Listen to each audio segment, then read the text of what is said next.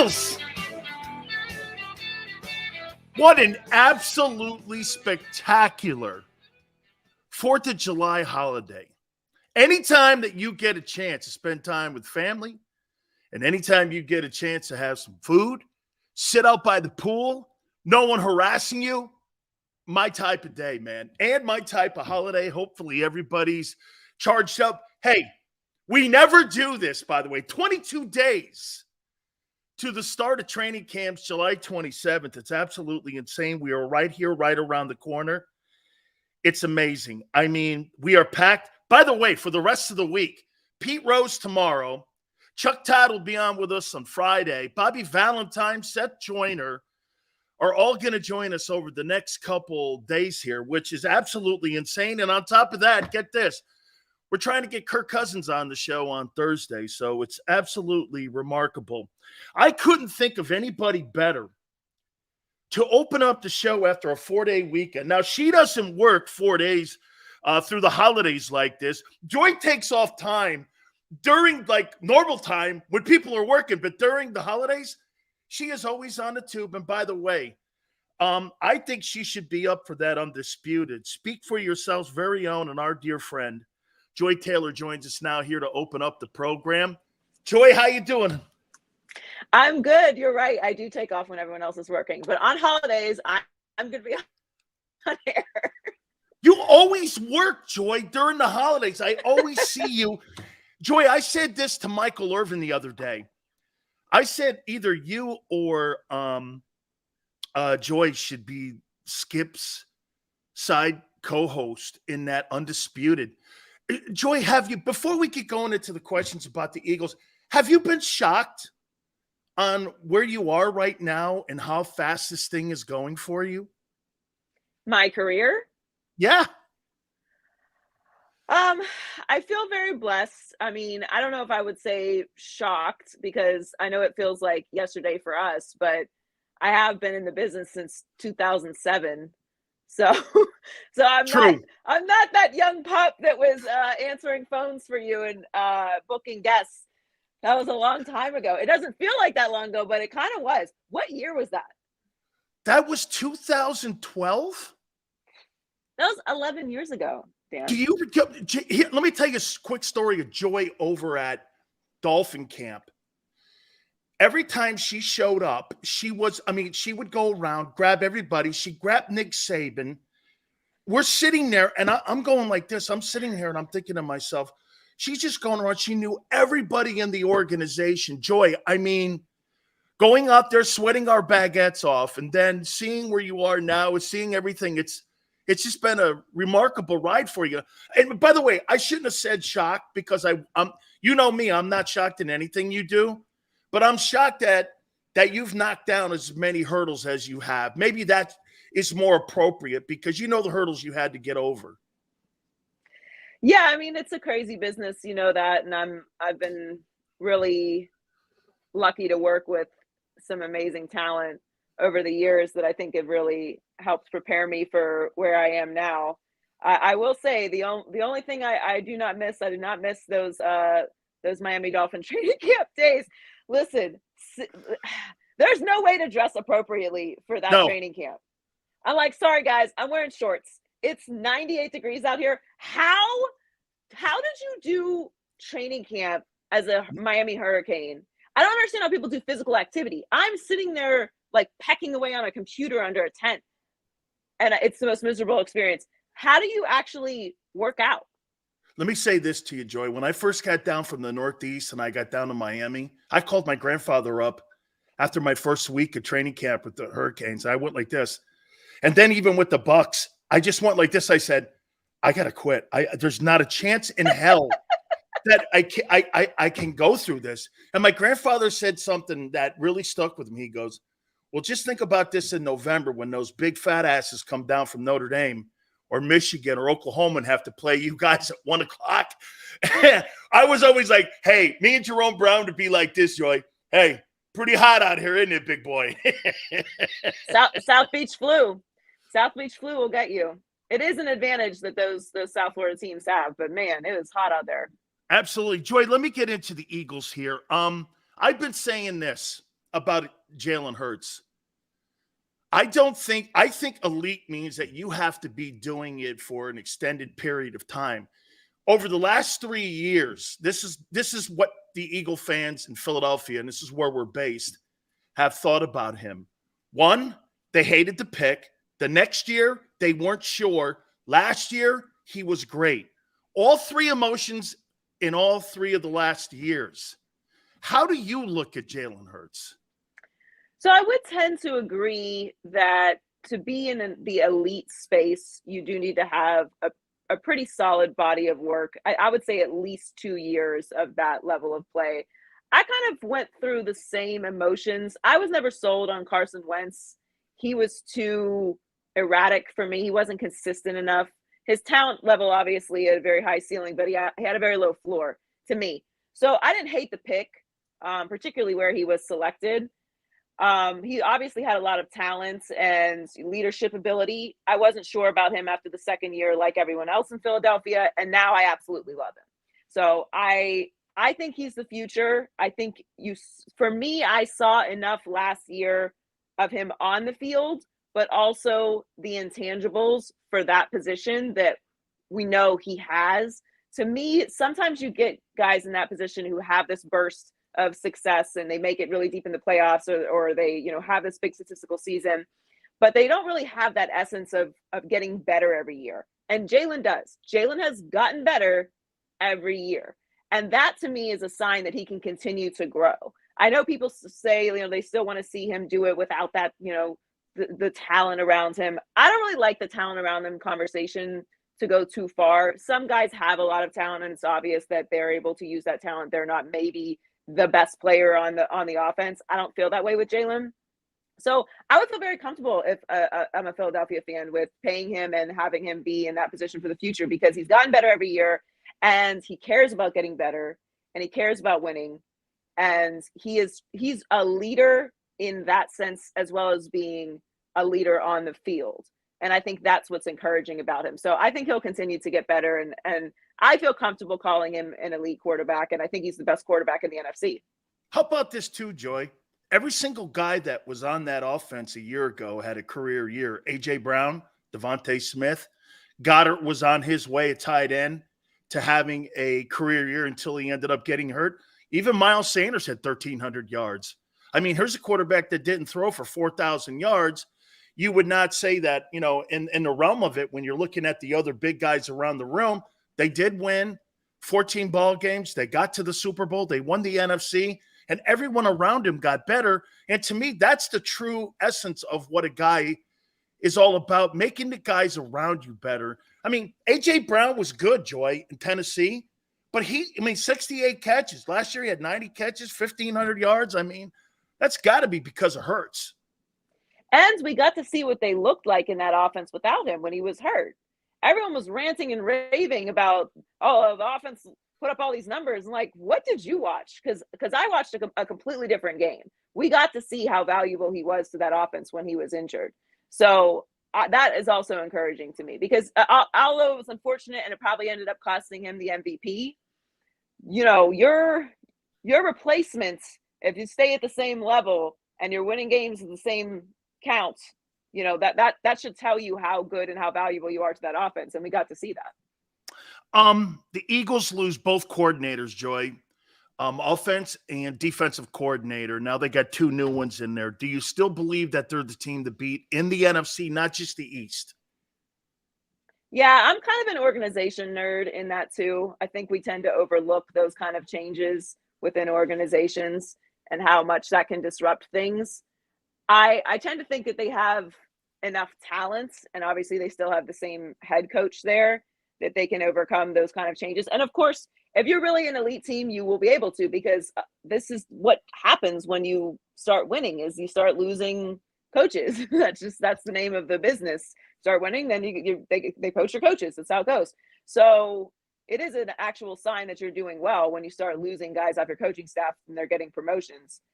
I think they are still the team to beat in the NFC, because I think Jalen is the best quarterback in the NFC. I think you saw a lot of really good things from the Eagles over the course of the season. And when you look around the NFC, the teams that I would feel good about, I have major question marks at the most important position, which is quarterback. San Francisco has a loaded roster. They always do. Shanahan is a great coach. He always finds ways to make it work. But we still don't know who's playing quarterback for them. Is it Trey Lance? We don't know. Is Brock Purdy going to be back? We don't know. Is Sam Darnold going to play? Well, he kind of has been doing okay lately, but like, could he just go back to being what Sam Darnold has been throughout his career? Absolutely. So we have no idea what's going on in San Francisco. Dallas, I mean, we know Dallas has a ton of talent. They have one of the best defenses in the league. They have an all-pro wide receiver. They have greatness all around. But is Dak going to blow it in the biggest moment? We don't know. So the Eagles to me are the only team that I don't have real question marks outside of how they're going to adjust to the new coordinators. You know, you bring up Dak, Joy, and I say this about him. He's going to be owed $49 million. You potentially have an extension that you have to decide whether or not he's the guy. Brock Purdy got to the NFC title game making $970,000. I mean, you're paying Dak Prescott $49 million. You and I go back to this conversation a long way now, and I'll still say this. Jerry Jones has replaced every guy on that organization, Troy Aikman, Tony Romo, Dak Prescott. He's never been able to replace Jimmy Johnson. And now you're looking at this scenario here where here he is again with Dak. I mean, the decision-making from the front office, you just talked about culture. Do you think Jerry's the one guy that is the roadblock to that team's success? Because, Joy, it's the same shit. After 28 years, we're still here talking this. Dan, I am like the tinfoil hat person with the Cowboys. I got suckered into the Cowboys, I think it was 2 or 3 years ago. They had that crazy roster, and I was like, no, like they can do it. This is the year, blah, blah, blah. Nope, they didn't. It was the same thing that it's always been with the Cowboys. The Cowboys haven't been to an forget a Super Bowl, an NFC championship game in almost 30 years. Yeah. Like almost as long as I've been alive. Just kidding. I can't say that. A really long time. A really long time. And you know I'm a Jimmy zealot. Yep. I know you're a Jimmy zealot.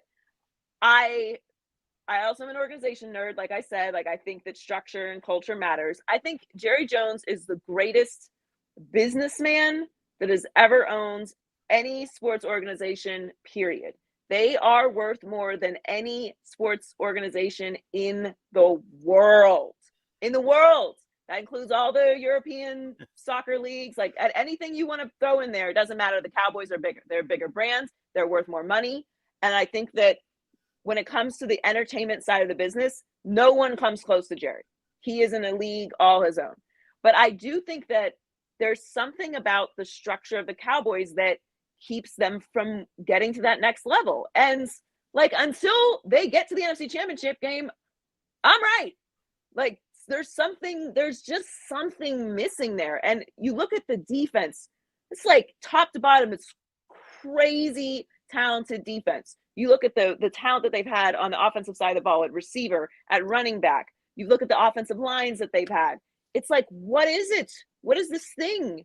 This like imaginary bubble thing that the Cowboys can't get out of? I don't know, but I'm like kind of into science. It just seems at this point, it's almost scientific that the Cowboys are not going to get past the second round of the playoffs. It doesn't matter how much talent they have. I completely agree. 2 last questions for you here, Joy. Aaron Rodgers, the impact you think he has. I mean, I saw the guy the other day. He's at a Let's Get Stoned convention, and he's the keynote speaker at a Let's Get Stoned convention. And I'm like, well, you know, we're talking about Jalen Hurts being in the laboratory, and there he is blowing, you know, doob circles at a convention. And I'm like, Jesus Christ. I mean, does he bring the impact that everybody in New York thinks he's going to bring? Here's the thing. We've seen 2 high-level quarterbacks, and I'm not putting Matthew Stafford in the same conversation as Tom Brady, but, you know, a guy at the top of the league, leave their place that they've been for a long time, go to a new place, and win immediately. Not like win playoff games. Win a Super Bowl. Tom Brady leaves, immediately wins a Super Bowl with Tampa. Matthew Stafford leaves, immediately wins a Super Bowl with the Rams. Then you have Russell Wilson. And we all think it's going to be the exact same situation. We were talking very highly about Denver for years. They have all this talent. They're just a quarterback away. You bring in Russell Wilson, who's won a Super Bowl, who's been to 2 Super Bowls, very talented, and it is a unmitigated disaster. It is unwatchable football. So I don't think it's going to be as bad as Russell Wilson. I don't think it's going to be as good as Tom Brady and Matthew Stafford. And not that the Jets fans should temper their expectations or excitement. Absolutely. Enjoy it. It's fun. Aaron Rodgers is in the house. He's obviously a massive improvement from that disaster that you had last year. And I do think that he provides a sense of urgency to the rest of the team. And when you know you have a guy that can win at that position, you just approach life differently. So whether he's able to actually take them to the promised land or not, I don't know. I don't think so. I don't know if Robert Saleh is a good head coach or not. I mean, I think he could be, but he's only won 11 games in the league. That's not the same as it was with the Rams or with Tampa Bay with Sean McVay and Bruce Arians. Those guys were certified coaches. Sean McVay had taken Jared Goff to a Super Bowl. The Jets are the Jets. Like, it's the New York Jets. The last time that the New York Jets were good, I was a fan of the New York Jets. That's how long ago it was. So I just think he's not walking into a ready-made situation the way that we think it is. I think it's closer to the Denver type of situation than it was for Matthew Stafford and the Rams and for Tom Brady and Tampa Bay. But I do think he will make them better. Now, in the AFC, is that going to be good enough when you have Tua and the Dolphins, Josh Allen and the Bills? You've got Bill Belichick, who's going to steal a game or two from somebody in that division. You've got Joe Burrow and Patrick Mahomes and Trevor Lawrence and Lamar Jackson and Justin Herbert, all these guys to get through in the AFC. I don't know, but I'm excited to see how it turns out. Well, always remember something, Joy, before we get to the last question here. The Jets, the second most famous fan or the second most famous Jet next to name it is Fireman Ed. Guy bangs his head. And they haven't been good since we put a man on the moon. So, I mean, that's 1969 when Neil Armstrong was on the moon, the last time the Jets were Super Bowl contenders. You mentioned Tua. Joy, you know, there's a part of me that says this. I mean, okay, if you're a boxer and you get a concussion, you're out 6 months. Here we are, man. I mean, the Dolphins are in a pretty peculiar position. They picked up the option, $18 million for the kid. But I think that's the length of what they're invested in. What's the future of Tua, in your opinion? How do you see this playing out with them? Well, I hope that he can stay healthy for the season and they can take advantage of You hope? Well, I mean, I think it's been the No, I think it's where we are, Joy. We're hoping. Yeah, I mean, we've seen this past season what he's capable of when he's healthy. Why he was drafted where he was drafted, why he was sought after the way he was in college. We saw that in the NFL, and that was encouraging and exciting, and it translated to winning. So we know he's capable of winning. We know he's capable of playing at a high level. We know he's capable of elevating the talent around him. They have maybe the most talented receiving core in the league. They brought in a bunch of new talent this offseason. So they have a coach that believes in them. Tua's had a very interesting start to his career. I do not like how the Dolphins have handled it. If you're going to draft somebody, commit to them. And it just felt like every step of the way, he was always like doubted and picked apart. And is he good enough? Like, what did you take him for? It was like the Dolphins too, Joy, were dating other quarterbacks. Yes, the whole time. Tom Brady, like, go down the list. So, and I did not like that because it never really gave him a solid launching pad to really have the confidence he needed to have as a young quarterback. Whether he was good enough at that point or not didn't matter. What the hell did you draft him for if you were going to do all that? So I like that they committed to him because I think that's important for young players, particularly a player in his position. So at this point, he's 100% capable of winning games and elevating the Dolphins. He just has to stay healthy. And, obviously the concussion thing is concerning, but it's his career. And I mean, I support him. I think he's a great talent.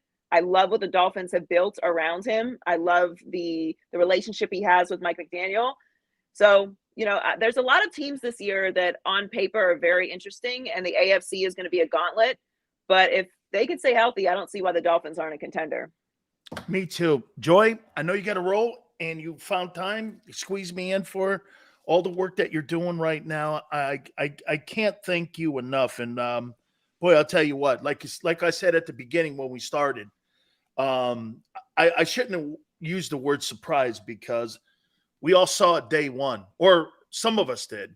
Saw it day one. One thing I will leave her with is this, guys. One thing I remember, Joy, I go like this. You're my I update always guy. get nervous. I always get nervous when you start telling stories, Dan. I never Okay, know well, if she goes like this. She if goes, I can improve these stories. I go like this. I go to Joy. I go just like this. She goes, you're doing my updates tomorrow. And how she did that with Colin Cowherd with the news at the top and the bottom. Joy came up with that on my show years ago. So I'm sure she implemented that on that. And she looked at me and she goes, you could do that? I go, you know how I hate everybody in this building? I'm doing it whether they like it or not. Joy was always kind of like the buffer in the middle. When she left, man, all hell broke loose. Joy, congratulations to your success. Dee and I can root for you. You know that every single day. We thank you so much for doing this, hon, and your friendship with us all these years. Thank you, Dan. Love you. And tell Dee I said hi.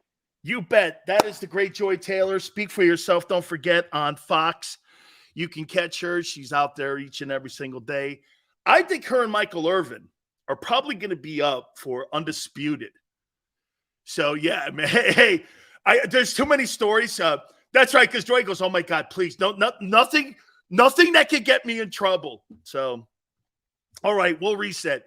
Hey, Gary Cobb will join us at 4:30 Eastern time. Hey, by the way, like I said, we got Pete Rose tomorrow. We got Bobby Valentine on Friday. We got a bunch of guys that are going to be stepping in these next couple days. It's been crazy. So we're going to reset here. 22 days.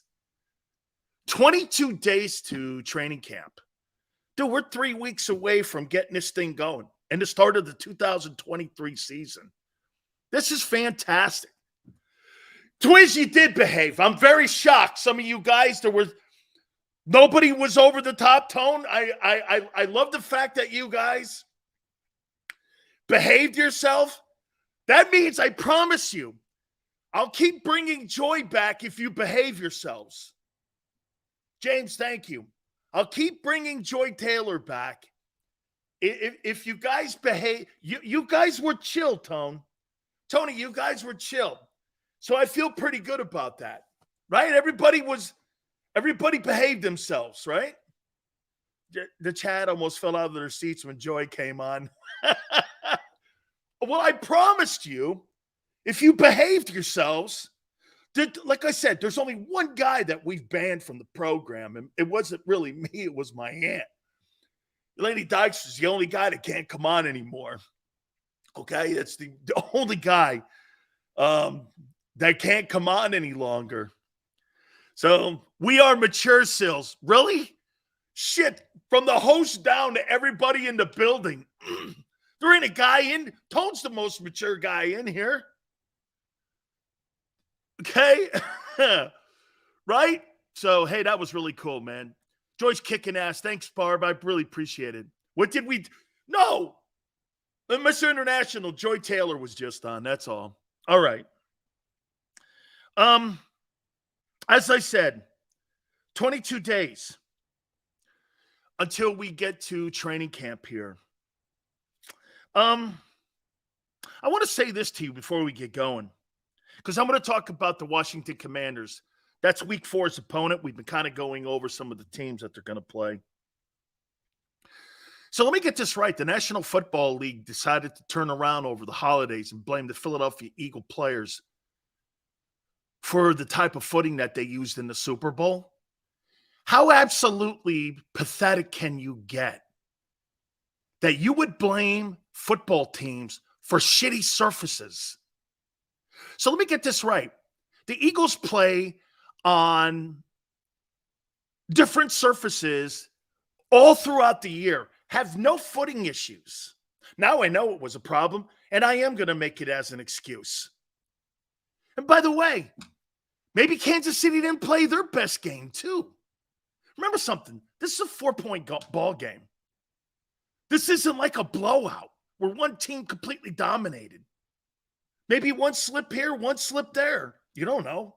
Maybe one sack that didn't happen. Maybe that could have been the difference in the game. You don't know. Right? For the National Football League to come out and tell Eagle fans that you chose the wrong cleats is asinine.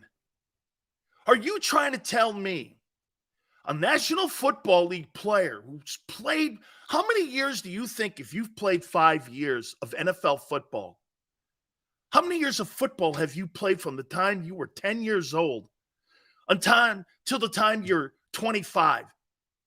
Think about that. You've played over 20 years maybe, if you're even younger, of football, playing in all kinds of different types of weather and on different surfaces. I've played on dirt, grass, cinder, AstroTurf, natural grass,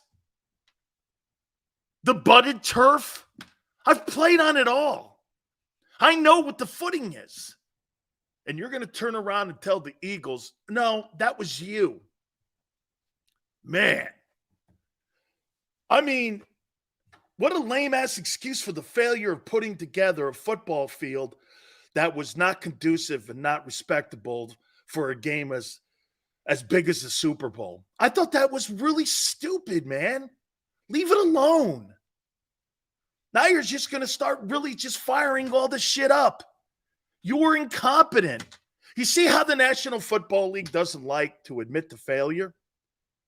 There's a prime example of it. And by the way, that's why I'm bringing it up. The NFL, they hate admitting to failure. They'd rather lie.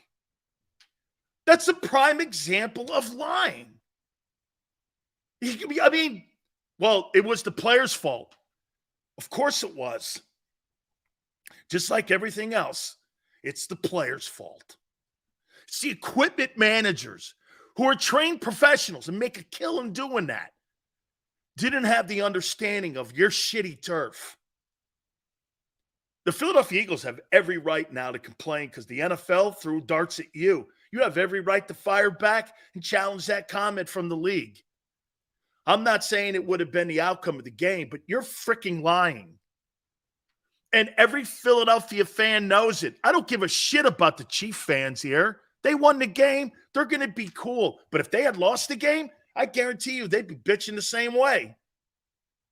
Bro, why would you blame the players? Because that's what the NFL does.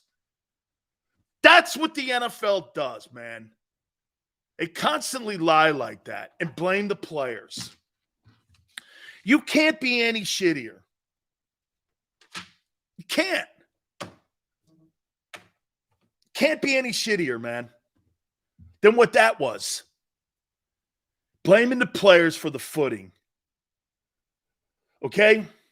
Terrible. All right. I want to get into the Commanders, your Week 4 opponent, October 1st. Let me put this out there to you. How good do you think the Washington Commanders are going to be? Yeah, hey, guys, don't ever let the NFL. Dude, hey, Tone, everyone, did you guys go over to NFL.com like I told you to during the holidays and see how they effed over Jalen Hurts when they were talking about 25 or under 25? They changed it. Jalen Hurts is the only guy that had an asterisk under why they didn't pick him over Trevor Lawrence. He's the only guy. Total disrespect for Jalen Hurts. You should have said 25 and under. And you didn't really have, you know what, too, Tone? Like Tone says, they really didn't have to because he's 24 right now until August 7th. They really didn't have to. Right? They really didn't even have to go 25 and under. They could have went under 25. Okay. He was still 24. He's 24 right now. But at the end of the day, they put an asterisk on. This is why we didn't choose Jalen. That's why you didn't choose Jalen Hurts as your young and up-and-coming stars. The league refused to really put him out there as a potential face of the league, you think it's better to promote Trevor Lawrence than Jalen Hurts. That's the league talking, not me. That's the league talking. The league doesn't want to promote Jalen Hurts. They'll promote the story, but not him as a potential face. He'll never be the face of the league, even if he wins a Super Bowl. Never happen. That's not who they think represents what the league. I think he's completely what the league represents. Oh, and by the way, you know, you guys, Tone and James posted something for me last time we were on the air where he's cut out of the same cloth. That has nothing to do with how I see his career progressing. He is a hard worker. He is smart. He is a guy that wants to be better. But there's a ton of guys that want that in the NFL. There's a ton of guys. It's not ass-kissing. That's who his character is. You can have all those intangibles and not be good. You can have all those intangibles and not make it. And you can have none of those tangibles and make it. Okay? You can have all of those. That doesn't necessarily mean you're going to be an NFL star because you study hard, you study long, you're in the laboratory.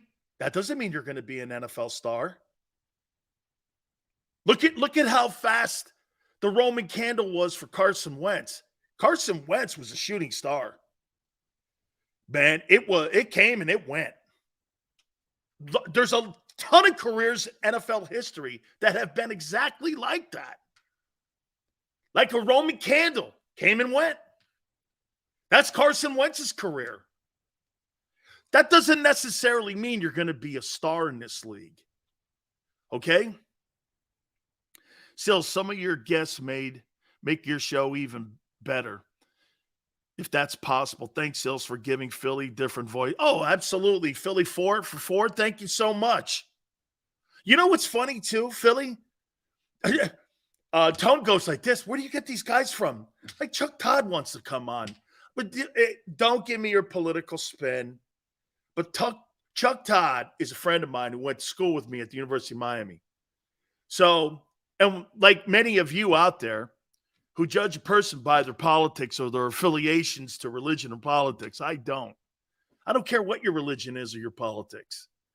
If you're my friend, you're my friend.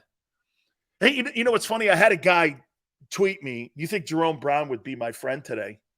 Are you under the assumption that Jerome Brown and I didn't argue in the locker room over political views and protests and other things, and that the University of Miami locker room was just like nobody bitching at one another, wrestling matches, boxing matches, fun arguments? Are you guys under some impression that went on, that everybody thought alike? You'd be crazy. There were a lot of personalities in that locker room. Okay? Barb, that's right, man. You respect people. You see, Barb, here's the difference and why we get a lot of folks on. You respect everybody for who they are and what they are, not what I want them to be. So many people in this world want people to be like them and think like them. I'll never do that. Okay? And that's why these folks like me. And we're friends. It's because I don't judge you by, any of that. I don't care about your politics. If you have a different opinion of me, so be it. All right. Speaking of politics, DC. How many people think in week 4, October 1st? By the way, this football team beat the Eagles at full strength. The Commanders a year ago beat you guys at full strength. Quarterback was in. Everybody was there. Wasn't like you guys had an excuse to lose to Washington. They beat you. Of all the teams, there were only 2 teams that really beat the Eagles last year. Washington and the Chiefs. Okay? Washington beat you pretty good, too. I mean, They handled that game. Didn't have a lot of stats. Took care of the turnover ratio part of the game. And took you out with Tyler Heineke. There were no excuses for you to lose that Washington game. You have none. Okay? Divisional opponent. Okay. Common themes of knowing what trends are. Okay. True. I get it. How many people think this Washington team is going to be good this year? New ownership, obviously from Daniel Snyder to Josh Harris this month around the 20th. That will be finally finalized. And I don't know what that means for Ron Rivera. I would think this is probably a pretty huge year for him. I'll tell you this, it's a pretty good coaching staff. Do they have the best coaching staff in the NFC East? Washington Commanders. Yes. Let me think. Brian Dable. They have Eric Bieniemy, Jack Del Rio, Ron Rivera. I think Washington's got the best coaching staff in the NFC East. They have the most accomplished guys. They got guys in that room that have NFC championship rings, Super Bowl rings. Let's not forget Rivera also played on the 85 Bears. Okay, he's been a coordinator, went to Super Bowls as a coordinator, put a team in the NFC championship game and won it in Carolina and went to a Super Bowl, won a division title. He's got just as many division titles as Nick Sirianni does in the NFC East. They got a pretty good coaching staff. Eric Bieniemy's got a couple Super Bowl rings as offensive coordinator in Kansas City under Andy Reid. Same place that Andy Reid cut his chops with, or Doug Peterson cut his chops. I mean, it's a pretty good coaching staff in Washington. Probably the best coaching staff in the NFC East. So you're going to have to be prepared against Washington this year. Okay? 5-star. So you think a first-year coordinator on both sides of the ball, Nick Sirianni, are better than Ron Rivera and Eric Bieniemy and Jack Del Rio. You think that.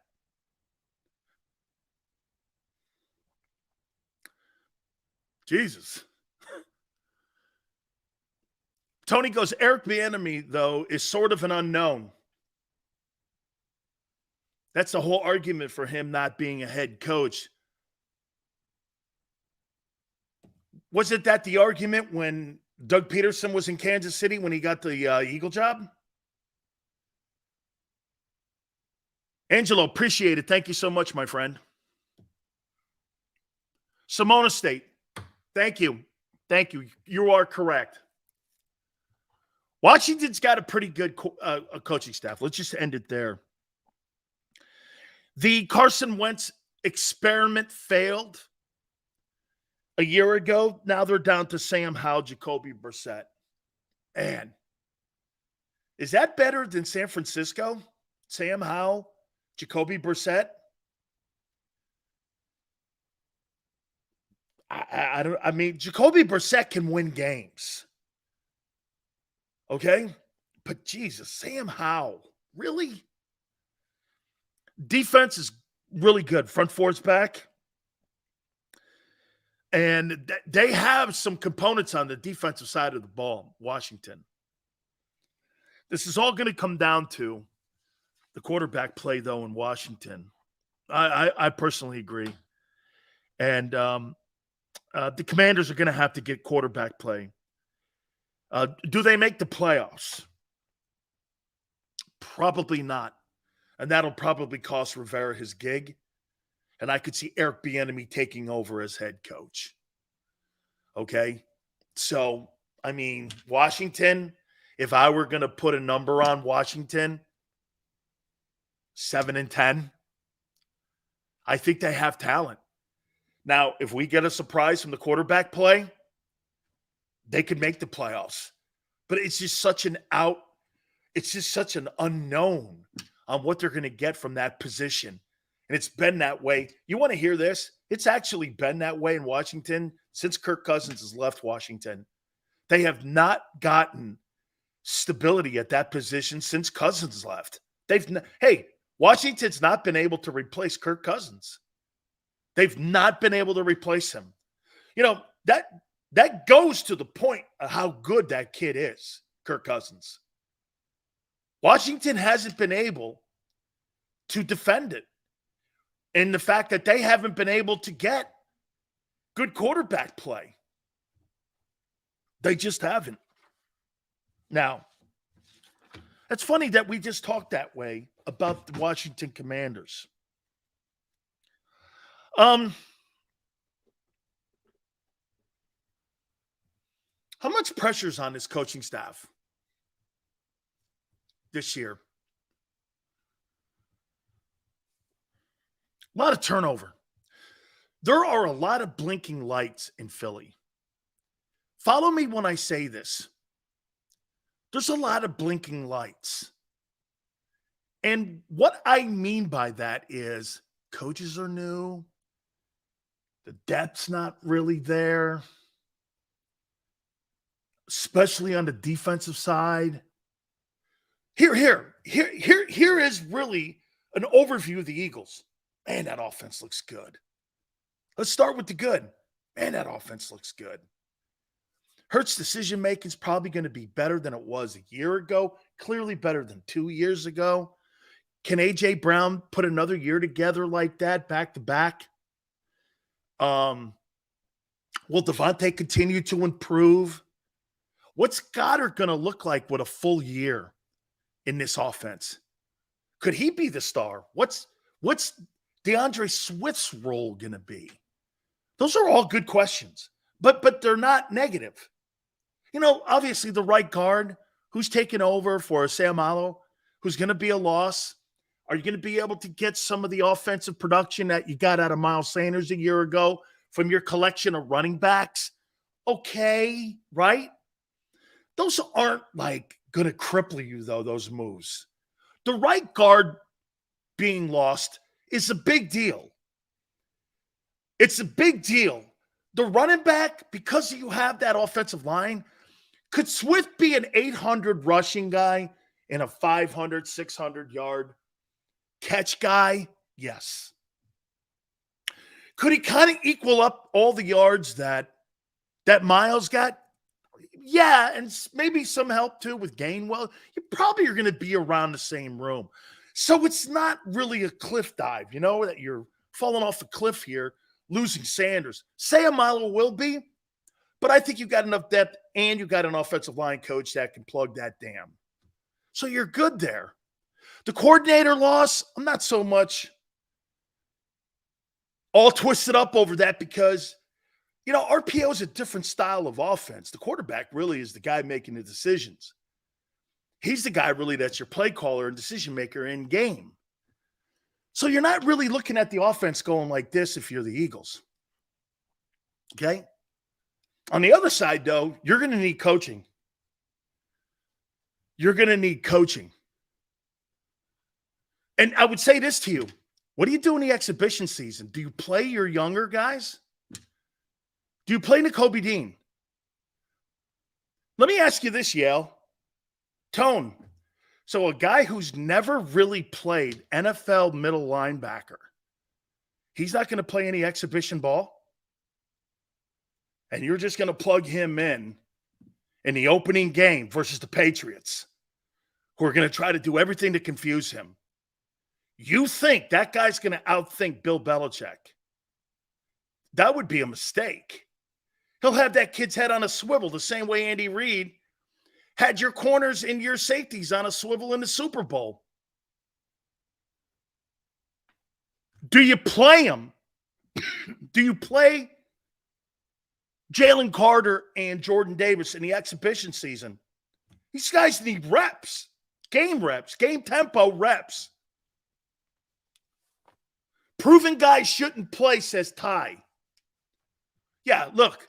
Hey, Ty, I'm not putting Lane Johnson out there. I'm not putting Jason Kelce out there. That's funny, too. If Jason Kelce's not playing the exhibition season, where's Cam Jordan? Where's Cam Jurgens playing? Is he playing guard or center? What's he going to play? Guard or center? You're not going to play him during the exhibition season at center, are you? He needs reps at guard. Who plays the center position during the exhibition season? So he's not going to get reps at his natural position? Okay. Ben, I'm asking questions, Doe. I'm not. How do you play these young guys? Are you going to play Sidney Brown? You know, and the Eagles don't like to play anybody. Look, I'm not playing A.J. Brown. Probably not playing Goddard. I'm probably not playing DeAndre Swift. I'm not playing Hurts.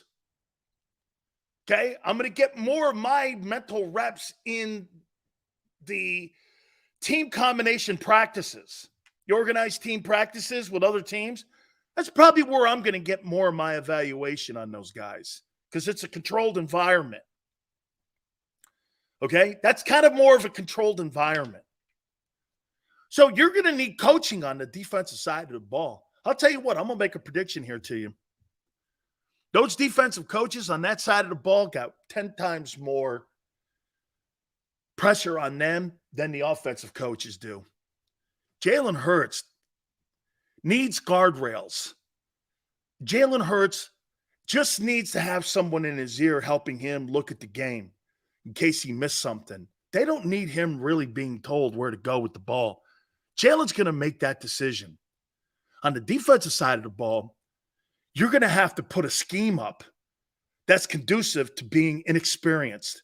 You got an inexperienced football team on that side of the ball, and it's up the middle.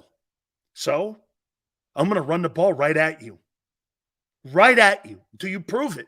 Because the last 2 years you haven't proven you could stop the run. So I'm going to run it right at you. What does Sean Desai do to stop that?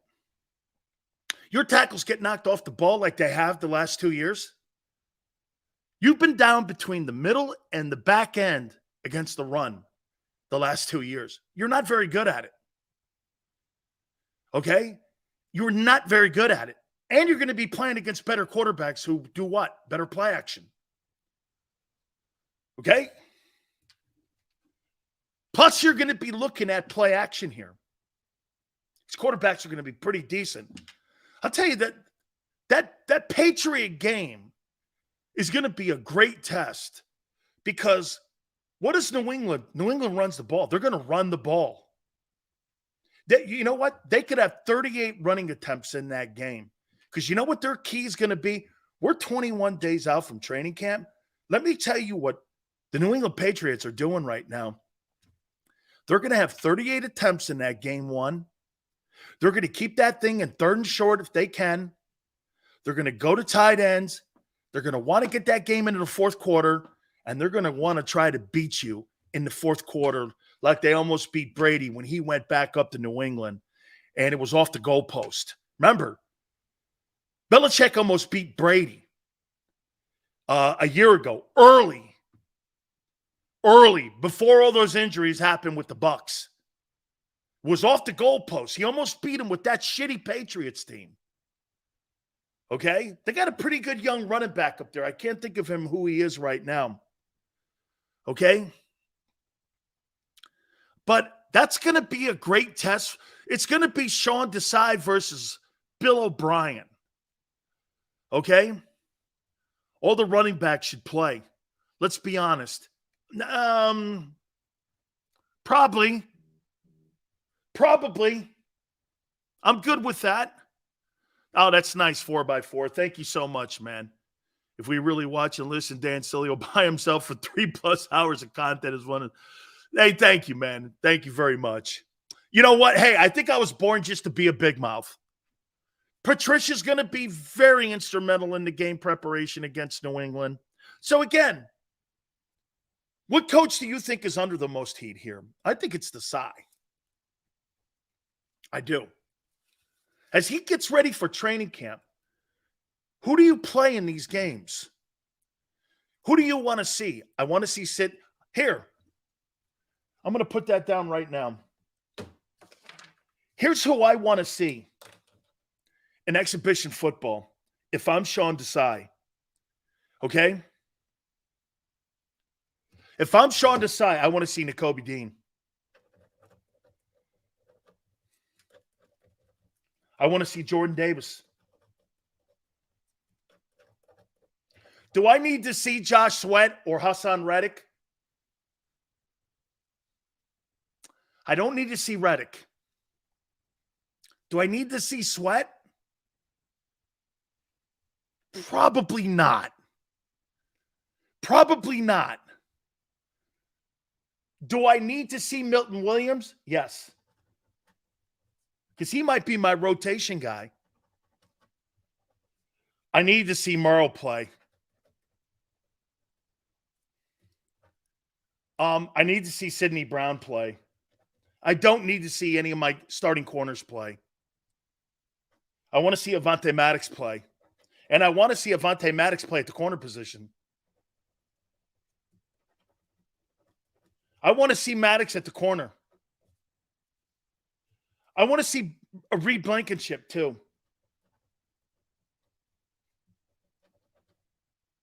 So I'm playing Avonte Maddox, Reid Blankenship, Milton Williams, Jordan Davis, Jalen Carter.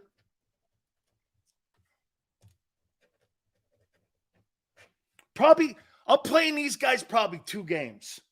Rest of them, after that, I can make the evaluations. All I would need is probably 2 games to put these guys in certain circumstances, and then the organized team activities with the other teams and those controlled practices would probably be all I would need to sit there and go, okay, this is what we have here. This is what we don't have.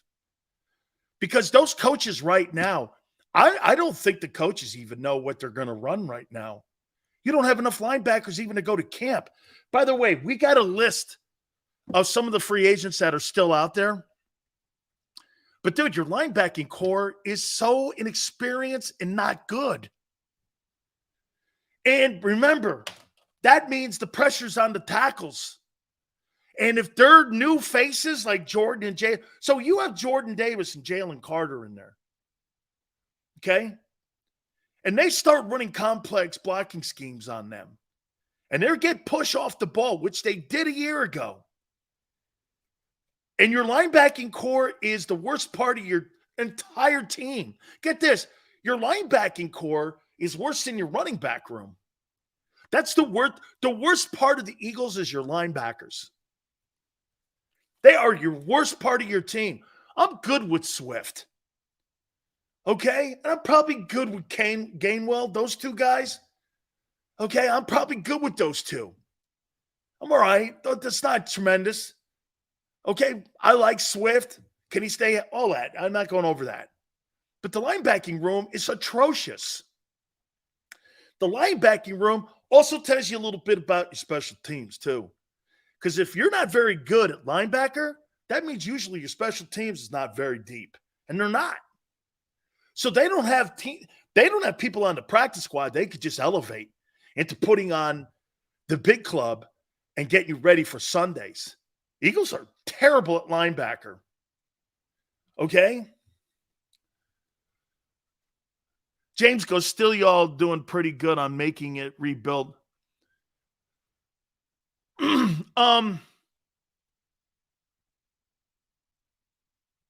Linebacker needs another guy. Mateo, they need a playmaking guy. So again, for 23, I think there's going to be an awful lot of pressure that needs to be put on Sean Desai, in my opinion. And I'll tell you what, people are not going to be happy. What did they run? Are they going to run the same type of umbrella defense that they ran a year ago? Most organizations are trending that way. So when they open training camp in 22 days, I think we're going to see a little bit of the same what we saw a year ago and over the last 2 years. So they're going to just try to once again plug and play in that system. Keep them at bay. Don't get anything crazy. Try to get home. Try to get turnovers. And that's the style of defense. They're not going to be aggressive on defense. The Eagles don't have the players to be aggressive on defense. Listen, here's why you can't be aggressive on defense. You don't have as many playmakers as you did a year ago. I mean, whatever you want to say about Kaiser White and TJ Edwards, that's 300 tackles gone. Okay? That's 300. Epps was decent. He was a good player. You lost that depth. So we'll see. I think more points are going to be put up on that defense. Then there's going to be more pressure on Desai and maybe even Howie to make some moves here. We'll get to the moves in a second. I want to ask you a question about Dak. We had Joy Taylor on at the beginning of the program. What do you want to see from, or how about this? What do football fans, because this is kind of hard for Eagle fans, and again, don't apply it to the Eagle game.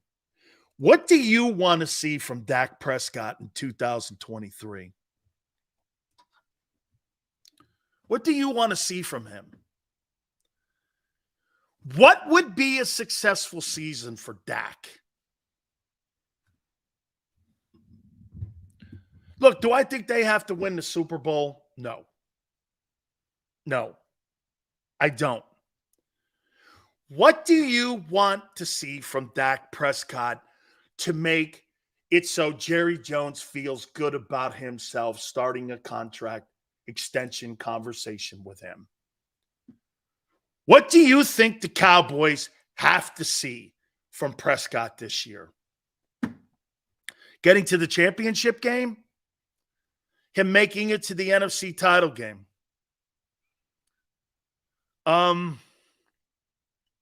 Eagles are doing really good on making defensive pass.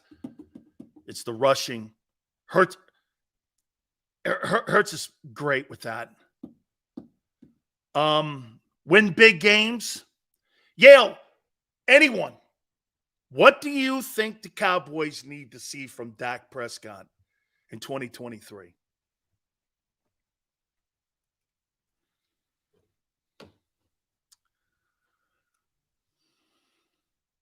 Because today, on July 5th, I don't feel good about talking contract extension with Dak.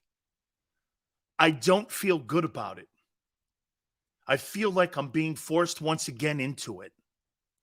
Interceptions must come down, get those turnovers down. He has to win division, says Joey. NFC championship game or bust. Okay, you think you guys are...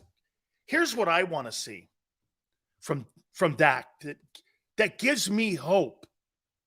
Dude, you got to outplay Hurts. You've got to outplay Hurts. Or I got to find someone who can. You've got to outplay him. You've been great against the Eagles. But you need to be great when you're not just playing the Eagles. You got to outplay him. Which means you got to take your team further than him. For me to feel comfortable and pushing that gamut on talking contract extension. Because let's be fair here. The last 2 years, there's no question, the Eagles feel better about Jalen Hurts than the Cowboys have to feel about Dak Prescott. Is that fair? I mean, the Cowboys have won back-to-back 12-win seasons for the first time in a long time. Correct? But why do I feel when I look at Dak Prescott, why do I feel like, the last 2 years, I'm not satisfied. And yet when I look at Jalen, and I'm not just talking about getting to the Super Bowl, I'm talking about watching him elevate his game. Has Dak elevated his game? Has he elevated his game? Jerry Jones would rather have Hurts than Dak. I don't think so. Okay? I don't. Because Dak's going to put up more passing yards than Jalen ever will. When those two guys end their careers, Dak will have more passing yards than Hurts in his career. That's what he does. Dallas wants to run it, but they also like throwing the football too. And they want to get it down the field. Yeah. So, I mean, he's put up big numbers too, Prescott. But he's got to outplay Jalen. he's got to get and win ball games in the postseason here for me to go like this. Let me start talking about contract extension with him. Dak is 5 years older than Hurts, I think. Okay. But here, Yale, this is the second big contract.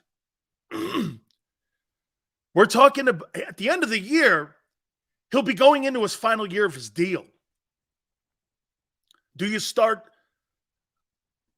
If I'm the Cowboys, I don't know where I am right now with him. I don't know where I am. Would you trade him for a first rounder? You probably get a first rounder for Dak. At the end of the year, if you're not going anywhere, would you trade him? Tennessee, they're going to need a quarterback. Would you trade him to Minnesota? What do they do with Cousins' deal? I mean, where am I going? You have to get to a point where it goes like this, the same way that the Las Vegas Raiders went with Derek Carr. Where are we going? Where are we going? David Dalrymper goes, I would much rather have Hurts. Well, not against the Cowboys or the Eagles, because at the end of the day, Dak Prescott's 8-3 versus the Eagles. He doesn't lose to you guys. If he wins both games this year, he's 10-3. Even if he splits, he's 9-4, which will probably be the case. Dude, that's a great record versus Philadelphia, who's been the best team in the NFC East. Okay? You have a losing record versus Prescott as a starting quarterback. Significant losing record. Significant. Okay? Going 12-5, I think the Cowboys would probably be in that conversation too. Somewhere in 12-5. Yeah, where Prescott is better than Hurts, Jalen's not going to follow up a shitty game with a shitty game.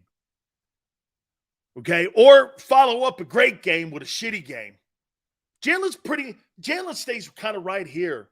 You know, he'll go like this, if anything, right? He trends up. What was Jalen Hurts' worst game, not counting the playoffs, because he was hurt during the playoffs? What do you think his worst game was last year? Washington? The second Washington game? Maybe the Chicago game? I mean, right? Maybe the final Giants game? Not the playoff game, no, because I thought he was banged up in that game. I'm talking at the end of the year, he was still banged up, though. Okay? Maybe the Washington game? I didn't think he played awful in that game either. Probably Chicago, because that's when he got banged up and hurt. Colts, he wasn't great. Dude, but Jalen, he didn't do this, you know? This is Dak. Up and down and pendulum swings. They're too big. Okay, maybe the Indy offense struggled in that. That's right. That thing came down to kind of the last couple minutes of that. Cue Ball the Bird, how you doing, brother? All right, I got to take a timeout. Thank you, Cue Ball. My friend Gary Cobb's going to come on at 4:30 Eastern like he always does. We're 22 days from training camp, okay? There are some unsigned free agents that Howie could pluck from. I want to see if anybody kind of sparks your interest here. We're going to do that next. Keep it here on the National Football Show. Do you stream on a Roku, Fire Stick, Google TV, or Apple TV? Now you can watch 6ABC 24/7 with the 6ABC Philadelphia streaming app. For the big story on Action News, search 6ABC Philadelphia and start streaming today. Go to get your game on. Go for the beers. Go for the cheers. Go for the hit and the hits. Go for the stakes and the stakes. Go to get your parlay on. Go to get your party on. Go for the scene. Go for the screens. Go for the gallery. Go for the win. Go to Ocean. Visit theoceanac.com to plan your visit. The greatest fans on earth. It's a bold statement, but would you expect anything less from Philadelphia? 58 years of heartache creates a toughness, a grit, a resolve not found in most. Sure, our prayers were answered, but now that we've had a taste, we're looking for more. Pondley Hockey, official partner of the Philadelphia Eagles.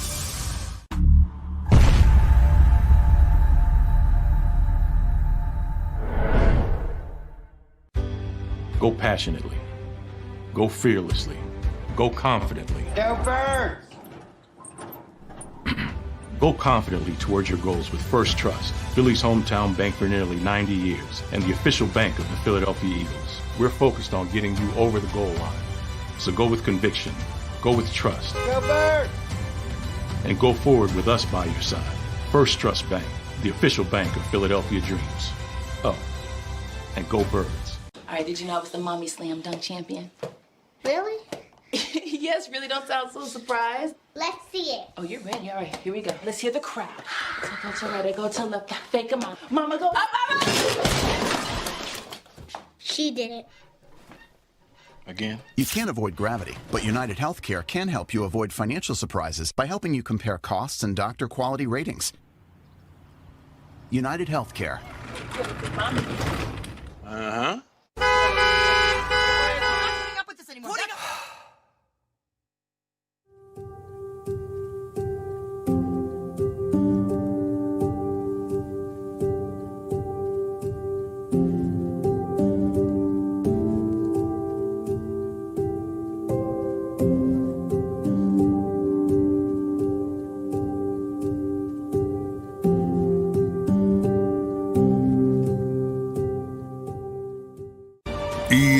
EAGLES, Eagles.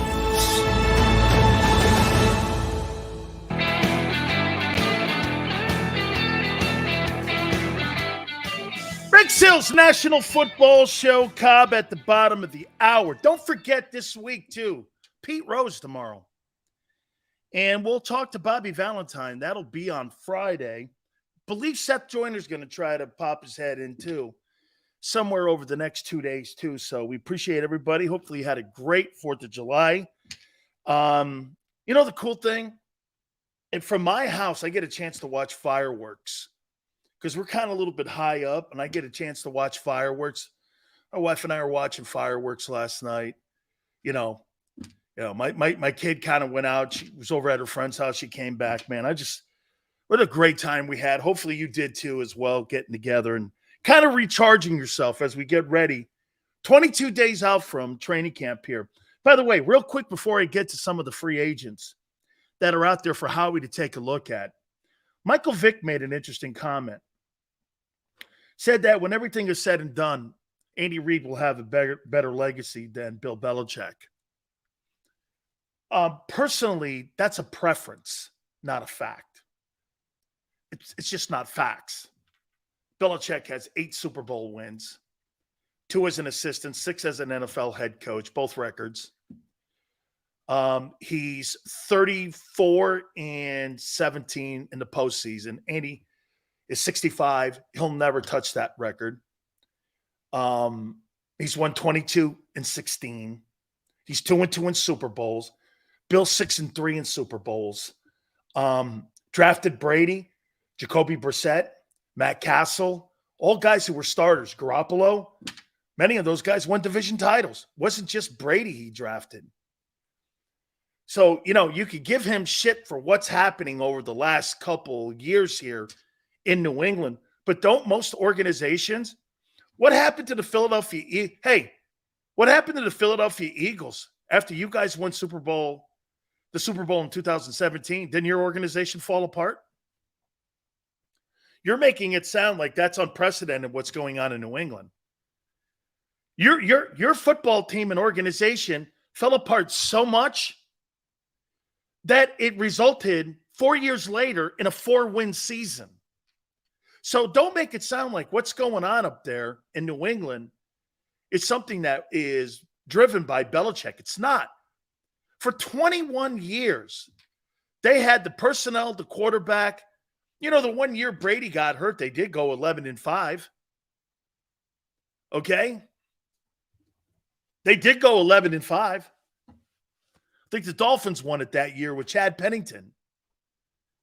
Okay, I mean, he drafted Castle. He went to Kansas City, won a division title in Kansas City. He had Brady. He drafted Brady. He gets credit for that too. Yes. Put together one of the best offensive lines. Arguably the greatest run. It is the greatest dynasty in the history of the National Football League. Give a shit what you say about him. I don't think it's here's my point. Bill Belichick is in a position right now, and Vic is completely off his rocker. Okay? It's a preference that he has. He'd rather play for Reid. Okay? Reid doesn't win as much. Doesn't win as much. Belichick has beaten Reid in a Super Bowl or in a division. Excuse me, in an AFC divisional championship game.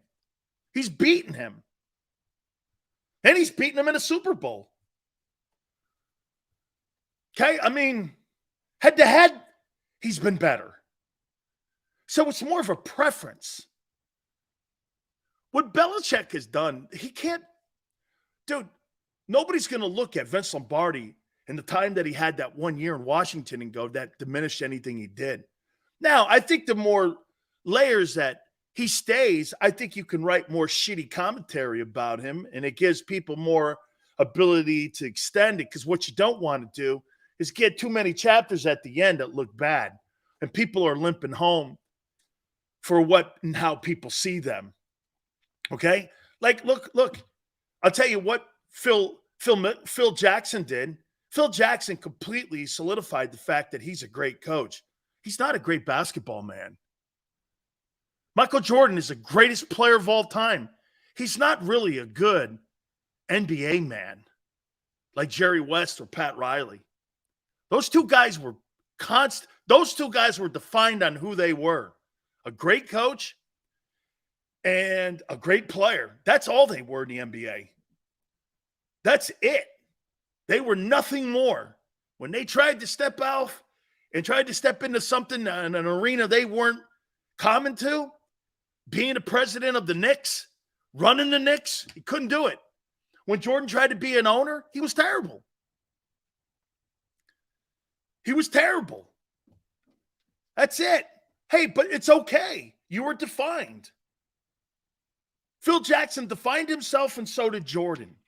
You're not Jerry West. Jerry West, arguably, he's the greatest basketball player / executive that's ever lived. Built Showtime, played on the Laker teams. He's the logo. Riley, not that great a player. Phenomenal coach. Pat Riley's probably been as good a coach as he was now as an executive with the Heat. Riley's been sensational. Okay? Philly 4 it's Phil's. You said that when Phil and Bill had the best players, they won.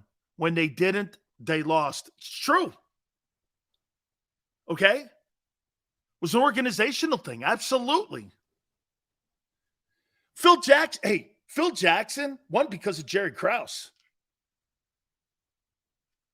Okay? Belichick had some say in the personnel. Okay? Bobby Clark of the Lakers. I like that. Bill is an arrogant, an ignorant American. I don't know. What does that mean? Ignorant American. Not sure what that means. Seal's got more excuses for Belichick without Brady than really, Jack. Give me one coach outside of Joe Gibbs that won a Super Bowl with a shitty quarterback.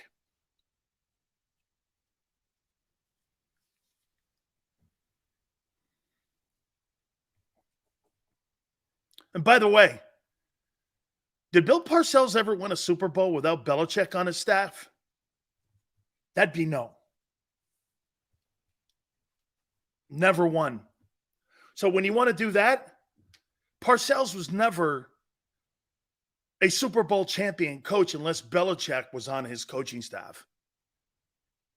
That's a fact, actually. Bill won 6 without him. Okay? What happened when Hurts got an elite wide receiver straight to the bowl? What happened when Dak got Coopered? Not a single damn thing. It's a good point. Improved his numbers. Okay? Improved his numbers. You did? Okay. True.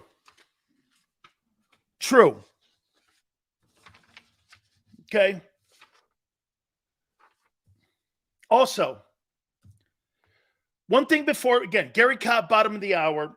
We're going to get to the free agents that Howie can look at here in a minute. So Josh Allen came out.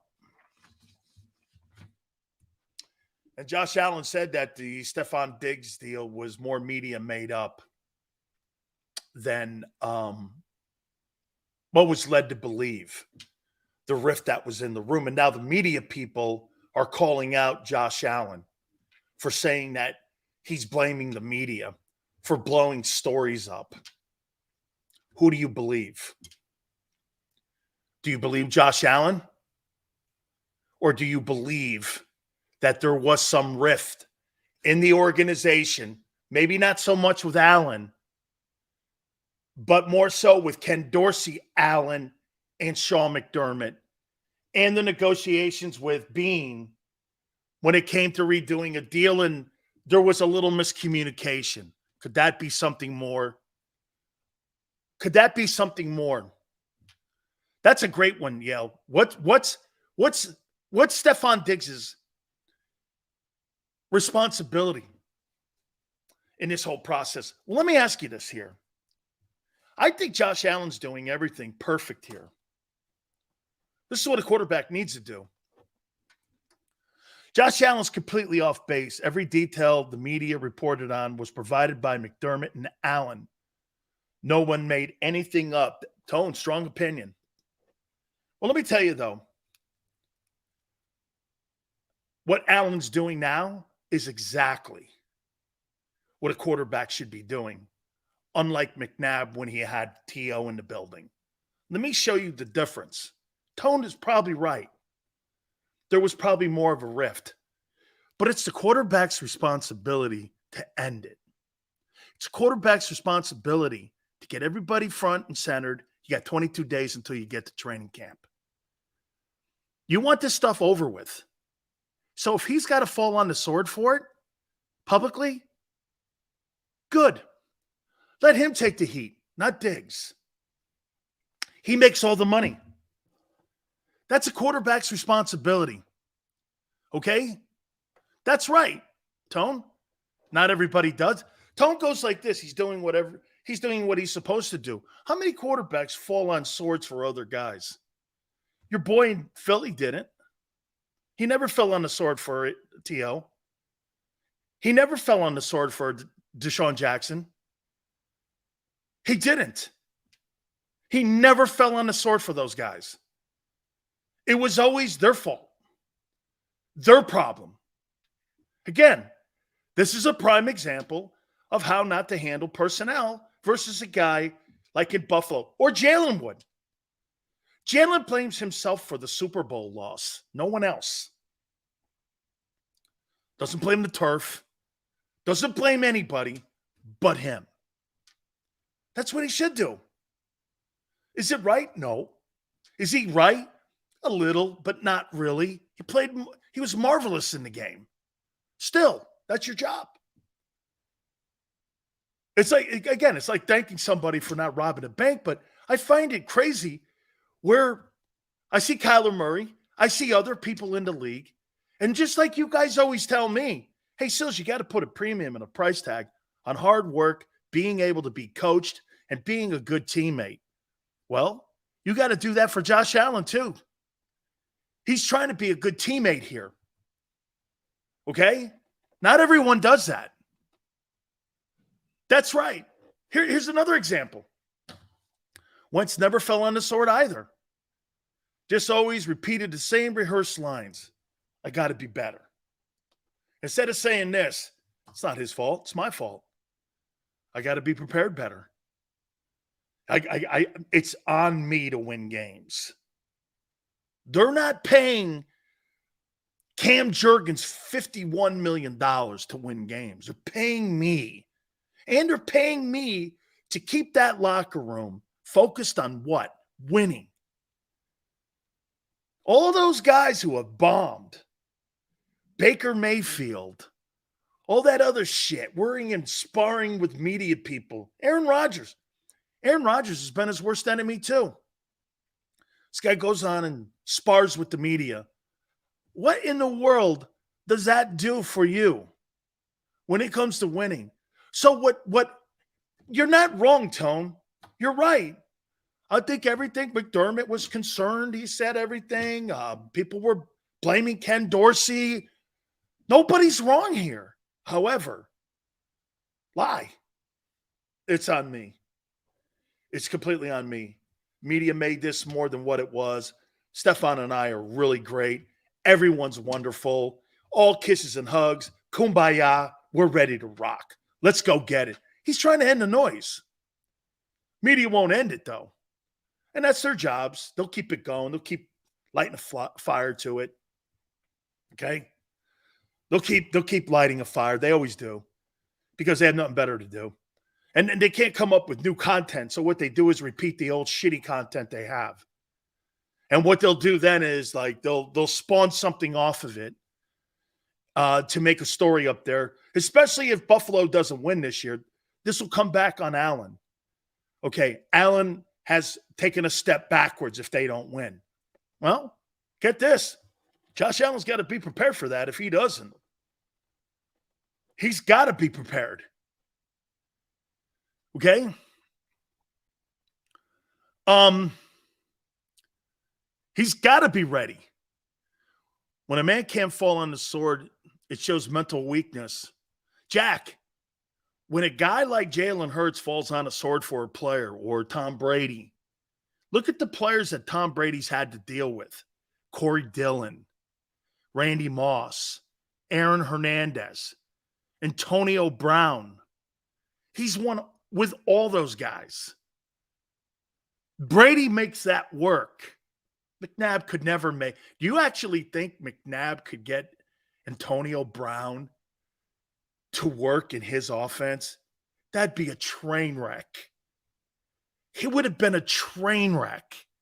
Watching Donovan McNabb deal with Antonio Brown. That would have been a train wreck. The whole TO thing was a train wreck. Hey, Michael Vick. You know, I disagree with Vic when it came to his take on Reid versus Belichick because it's not true. He'll never have a better legacy than Bill Belichick. It's not happening. It's just not happening. I don't care if he wins 2 more Super Bowls. It's just not happening. But Vic was a great teammate in Philly. He was a great teammate. An absolutely wonderful teammate when it came to being in Philadelphia. We'll take a look at some of those free agents here in a minute. But hopefully everybody had a great 4th of July. Hey, that was really great having Joy on in the first hour. Don't forget Pete Rose tomorrow and Bobby Valentine. Speaking of Bobby Valentine, holy cow, 3 Stanford guys. As I bring Gary Cobb in, Gary Cobb has to know. No, wait. Bobby Valentine had to have come to a couple of your baseball games at Cubetta. I mean, you yeah, maybe, yeah, maybe, but you know, he was still playing. Yeah, he was still playing, but he was in the you know, he was playing then. So, you know, I don't know that he came, you know. Maybe. I don't know, you probably have to ask him. I don't know. Are you boys with him? Yeah. Well, I don't know him real well, but because you know, we've always been kind of busy doing whatever we've been doing. But I've gotten a chance to, you know, get to know him some. But I know, you know, of course, you know how many stories I've heard about him. I mean, when I was growing up, I mean, you You know how much they were talking about Bobby Valentine. Oh my! Hey, listen, I love Bobby V, man. Oh my God, this guy at Rippawam was dead. Hey, I'm going like this. I'm getting recruited by Miami and Notre Dame too, man. Hey, after a while, Gary. Hey, Gary, right after a while, you go, I don't give a shit what you think of R.D. Philippus and Bobby V. I'm getting recruited by Notre Dame too. Now my brother played with R.D. Philippus. See, my older brother, James. Wow. Yeah, he played with him. So I grew up watching him. And James, he played baseball and football. So I watched him. They play in the 16-18 Babe Ruth League. I'm down there, little kid. I'm checking it out, man. Yeah, I played for Clairol, just so we're keeping score here. All right. Okay. Yeah, I remember Clairol. Yeah. Hey, let me go here with you here. Yeah. A lot of new faces over on the defense.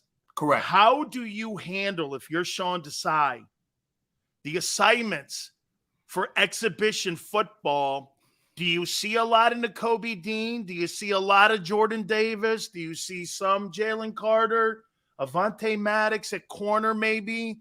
How do you play so many new faces knowing that's not something they're doing a lot of, Gary? They're taking that team organized practices and getting more evaluation there. How do you see them going forward this preseason? Well, I think that they're going to have to play those guys more than they normally would. So I'd say maybe a half, maybe a half, and it depends on what they're looking like, at the practices.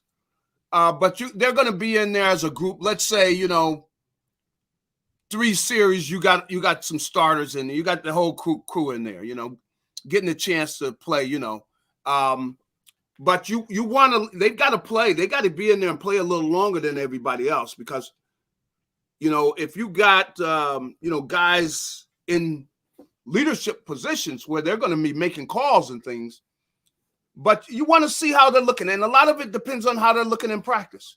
Do they look very good in practice? Where they're playing against the first team offense, even if it's not full go, you're able to see a guy, is he in position where he's supposed to be? Can he have made that play? They got to be making assessments like that. And the Kobe Dean, I could, like I said, from talking to him, I could tell he's a very bright kid. So he's got to come in there and impress him. Hey, look, I know where we're going to get in against this. I know where we're going to get in against this. If he goes in motion, I'm going to check to this. He's got to be on it, where he presses them, where they say, hey, this kid knows what he's doing. And I think he's going to be able to do the mental part of it, because he's kind of already done that. And just from talking to him, I was impressed with, how intelligent he is, football intelligence. So with that, they're still going to have to place these guys more than usual because you got guys that are. He needs game reps, Gary. Yeah, he needs game speed reps at that Mike linebacker. I think so. And I think they're going to give it to him, but they're not going to get ridiculous. Like he's not going to play a full game. No. But I could see a half, and even coming out at the beginning of the second half because, that's an, experience right there. But you want to have checks where he's got to make adjustments. You want to see him doing that kind of thing. A guy just brought this up. Plus, you know what, Gary? I think the most important thing is I want to see if he can play. Well, we're sitting here listening to him talking, and he's telling us he's going to be in the right position. Yeah. But my friend Yale's here, right? We got to see if he can play. I agree because he's undersized. There's no question about that. So he's got to be able to where he knows where he's going, and he's there before, the time they make the play, boom, he's all over the play because he's small for a linebacker, with the big people they have in the game. And there have been undersized guys that have been able to play and play well. But we're going to find that out. Absolutely. But they definitely, and this is why I don't think their work is done until you get some veteran linebackers in here who can play, where you got sitting over there just in case you find out this kid's not ready. You got to have somebody can play. Here, let me throw this at you then. Yeah, go ahead. do you see them playing more of what they did a year ago? Do you see them being more aggressive, less aggressive because of the experience that's in there? Because the one thing that I'm getting a sense of right now, I don't know how much you showed, because Gary, to me, if I'm the Patriots in this game against them week 1, I'm running the ball 38 times.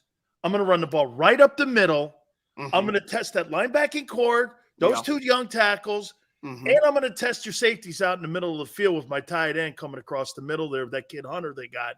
Yeah. So for me, what are they going to look like? What is it? Is it going to look like a lot like last year? Keep everything underneath, wait for a mistake, get turnovers, hopefully get home. Are we going to see the same of what we saw a year ago? I think so, because I think what they think is, okay, we got an offense that they can't stop. Our offense is going to score. I think they come in with that confidence, and they feel like, well, all the defense has got to do is, make sure they don't give up too many big plays, because if they don't do that, then we're going to win the game, because I think we're going to have more big plays than they will. And if they just play smart football, we'll get a turnover or 2. And I think that they're going to start out the season playing like that, because they really don't know. The defensive coordinator, they have an idea. It just seems like Nick, he wants a defense that isn't going to give up big plays. That is what he wants. And see, last year it was on the defensive coordinator, but when he was talking, when I went over for one of the off-season news conferences after he had hired his guy, you see, he went and got a guy that plays the same defense that's going to play a defense where he's going to keep stuff in front of him. And I think that's what they're going to do. And that's the kind of defense they're going to be playing. They're going to turn the defensive line loose, but you're not going to have a lot of blitzing. I don't think they're going to be doing a lot of blitzing. And I think they're going to rely on the fact that they know they've got 2 outstanding corners. Really all of their corners, even the nickel back and everything, they got guys can cover. So I think that they're going to put more pressure on them. Maybe they play more man-to-man. But because they can't be, that sure about their safeties. But they know they got corners, and they know they got a defensive line that can get after the quarterback. So you're not going to see a lot of blitzing. Let me throw this at you, too, here. How would you indoctrinate Nolan Smith? Would you have him shadow Hassan Reddick? Would you be thinking about playing both of them on the same time? Do you put them on 3rd and long? Do you put them on 1st and 2nd? What do you think and how they're going to get him involved in this? Because I think he has a shot of being a little secret weapon here for them if they can put him in the right position. Gary, as you know, 4-3 is 4-3. Yeah. And you got that humming off the corner. Yeah, that's you got to find a spot for 4-3. Well, I think what they want to do is they do want to work him in. They want to get him on the field. They want him to have snaps. I don't think they're going to worry so much about whether he and Hassan are both on the field at the same time. I think what they're going to be doing is mainly, trying to get him on the field.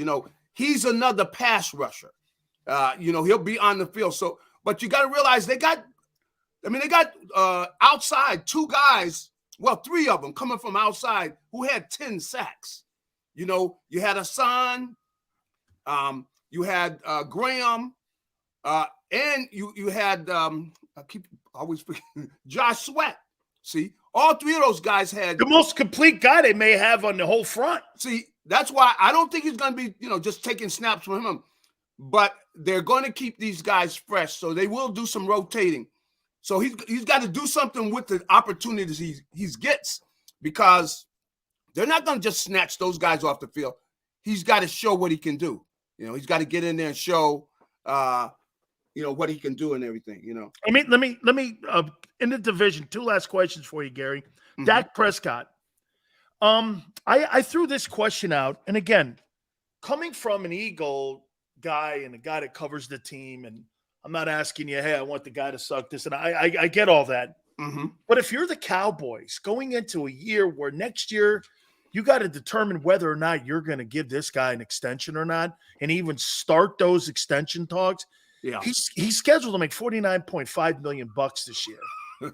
I mean, Gary, God bless what those do you guys. think the Cowboys need to see from him to make themselves feel better that will start those talks? Because do you agree right now, July 5th, I'd be like this if I'm Jerry Jones in Dallas. Where are we going? You know, I have not been impressed with Dak, you know, and you think Jalen's outplayed Dak Prescott the last 2 years? I think he has. And I will tell you, especially you see the drastic improvement. See, why haven't you seen Dak improving? You know, and I've got to see regression. I got to see him get this team to the playoffs and play well in the playoffs. He hasn't played well in the playoffs. Come on, man. We're giving you all this money. We expect to be in the playoffs, and we expect you to play well. Now, if they win, if they don't win, that's not what I'm looking at. But I'm looking at the way he plays. I don't need the nonsense like the game against San Francisco where you don't know how much with the time is on the clock, and that awful game last year where you're just turning the ball over. I'm sorry, and in big games, I don't want you just folding up in big games. I want you to be a playoff quarterback who is a plus to this football team where you can't be just turning the ball over. Last year, that was just the way he turned the ball over in the playoff game, man. I'm sorry. I wouldn't want to be anywhere near him on the plane back, man. Well, I'll tell you what, though. 8-3 versus the Birds. Well, which is psycho. Yeah, now he has. Now, some of that has been, when you got last year, you got the quarterback hurt and stuff. But he's had really some of his best games against the Eagles. No. But the problem with Dak, though, comes down to this, Gary. He'll beat the Eagles the following week against the Saints. Yeah. He drops it 10-7. I know. And you're like, okay, so he goes from here to that. I mean, Jalen never has those pendulum swings like that. And I would, if I were them, I would be looking at the quarterback market and say, hey, me too. If I don't see a play, I'm talking about I want a playoff quarterback. A run. I want a guy that can play big in big games. Come on. If you're going to do it, you got to play well in the big games. And we haven't seen that from Dak, Hey, haven't seen it, man. Final question for you. Daniel Jones. Are you more comfortable and confident that he's the guy in New York, or are you in the camp like me? I look at it and go, you gave that guy $46.1 million. Holy shit, man. I saw 4 or 5 games where I thought he was really good. He had a great playoff win, but it was against the Vikings. Yeah, I know. Who never play well. I mean, how do you see Daniel Jones? Well, I don't think he's a sure thing yet, Me too. Now I will say, they did what they needed to do, and they got a lot out of last year, what he gave them. I mean, they stretched it and got as much as they could out of it without asking him to do too much, But I think for them to progress, they'll know in camp he's got to be able to do more. He's got to be able to seem like, run a more comprehensive offense where he can throw the ball downfield better and that sort of thing. You can't be checked down Charlie and get nearly $50 million from me if I were GM. I mean, he's just a check down Charlie, man. I mean, he's a good athlete. He was going to run a few times and everything, but it's because of the poor teams in the conference that they were able to get in, and he's able to get a lot more. But I didn't see a lot from Jones, Denny. I didn't see a lot from him where I'm excited about him. I want to be show me something that excites me, where you're throwing the ball downfield, where you can put the ball and you work out of the pocket. Even if you can use your legs if you want to and everything. But I want to see you make drives against good teams late in the game and that sort of thing. I haven't seen that kind of stuff from him. Gary, just look at the fundamental mistakes that the Giant front office makes. Mm-hmm. So John Mara signs off on it. And get this. So he signs off on the $46 million. Yeah. But he also had to sign off on not signing the $18 million contract extension. So think about what you did there. Yeah. You did sign the $18 million contract extension that you could have got the guy on $18 million. You turn around, he plays somewhat decent, and you give him 46. I know. I mean, that's the problem with the Giants. There's not one voice in the room. Yeah, they don't have the clarity like with Jerry Reese or with Tom Coughlin or Parcells in the building. Yeah. They got too many Chiefs and not enough doers in that place. Yeah, I mean, to make that type of an error, that's definitely not a kind of error that a football. That's a $30 million mistake. I know it's horrible. But I think maybe they get better because they do have a good coach. I think the coach, that coach got everything out of him. Brian Dable did a great job. He got a lot out of. I mean, he's the kind of guy that can go in with 10 cents and somehow get in the movie, man. I mean, I think this year though, you're probably gonna be able to see whether they can. I don't think they can pull that, shenanigans again this year. They got to be for real. Absolutely, Gary. I appreciate it, my friend. Hopefully, you had a great Fourth. Catch you next week. Thank you so much. All right, sounds good. You got it, my friend Gary Cobb, Fox 29. Make sure you go and check him out. Hit the like button. We're going to get to those free agents that are out there I got a big list of them too. Here that potentially, because I do think Howie has to make a move too and add some personnel to the roster. I don't think this current roster that you have on defense is not good enough to win the Super Bowl because it's not deep enough. The one thing that the Eagles had a year ago was depth, and the talent came along. And then by the end of the year, you were the deepest. Shit, all 22 guys started in the Super Bowl that started the year, which is insane. And you had depth. That's why you were able to get to that point. You don't have that this year. So take a look at some of the guys that are out there. Hit the like button. Keep it here on the National Football Show.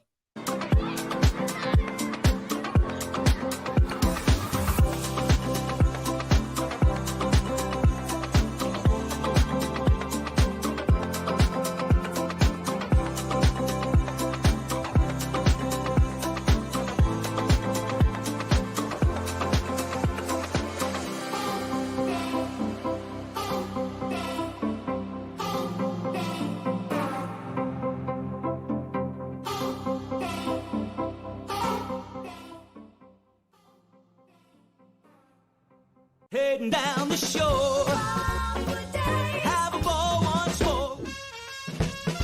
Here, imaginations run wild and time stands still.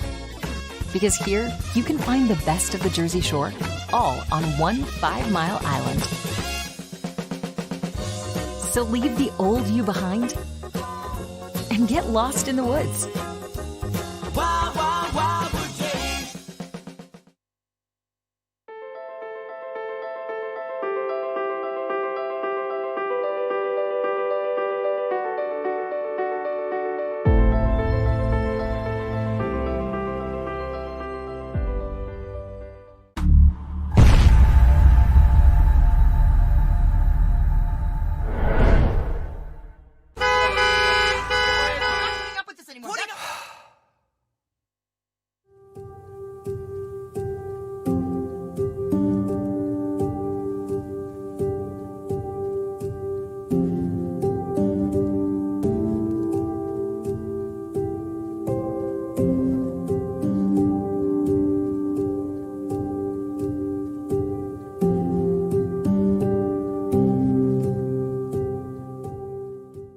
Score and save in southeastern PA and Delaware with Colony Pools this football season, and let the experts close your pool with a custom Merlin safety cover in green for the birds. And if you join our Winter Watch team, we'll give you another 20% off, and Colony Pools will handle it all.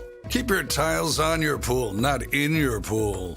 Fly with Colony right now, Birds fans. Visit flywithcolony.com. Hi everybody, my name's Jason Lombardi. I'm an inspector at DryTech. At DryTech we offer 3 major services, the first one being basement waterproofing. The second service we offer is foundation and structural repairs. And then the third service that we offer is mold remediation. If you feel you are having a waterproofing issue, give DryTech a call or check us out online.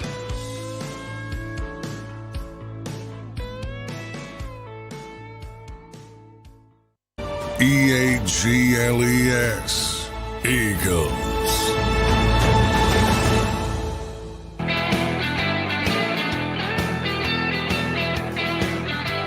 Nick Stills, National Football Show. Please hit the like button. I love the NFL when they come out and they suspend players for taking PEDs. Why do you think they suspend players for taking PEDs?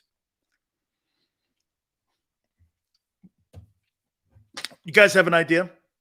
Have you ever seen the list that the league has that players supplements and things that they can or can't take? Have you ever seen the list? Why do you think there's a list? See, I'm going to take you behind the scenes here on why that list is so obnoxious. Why do you think the NFL suspends players for PEDs? They're bad for your health? Human growth is not bad for your health.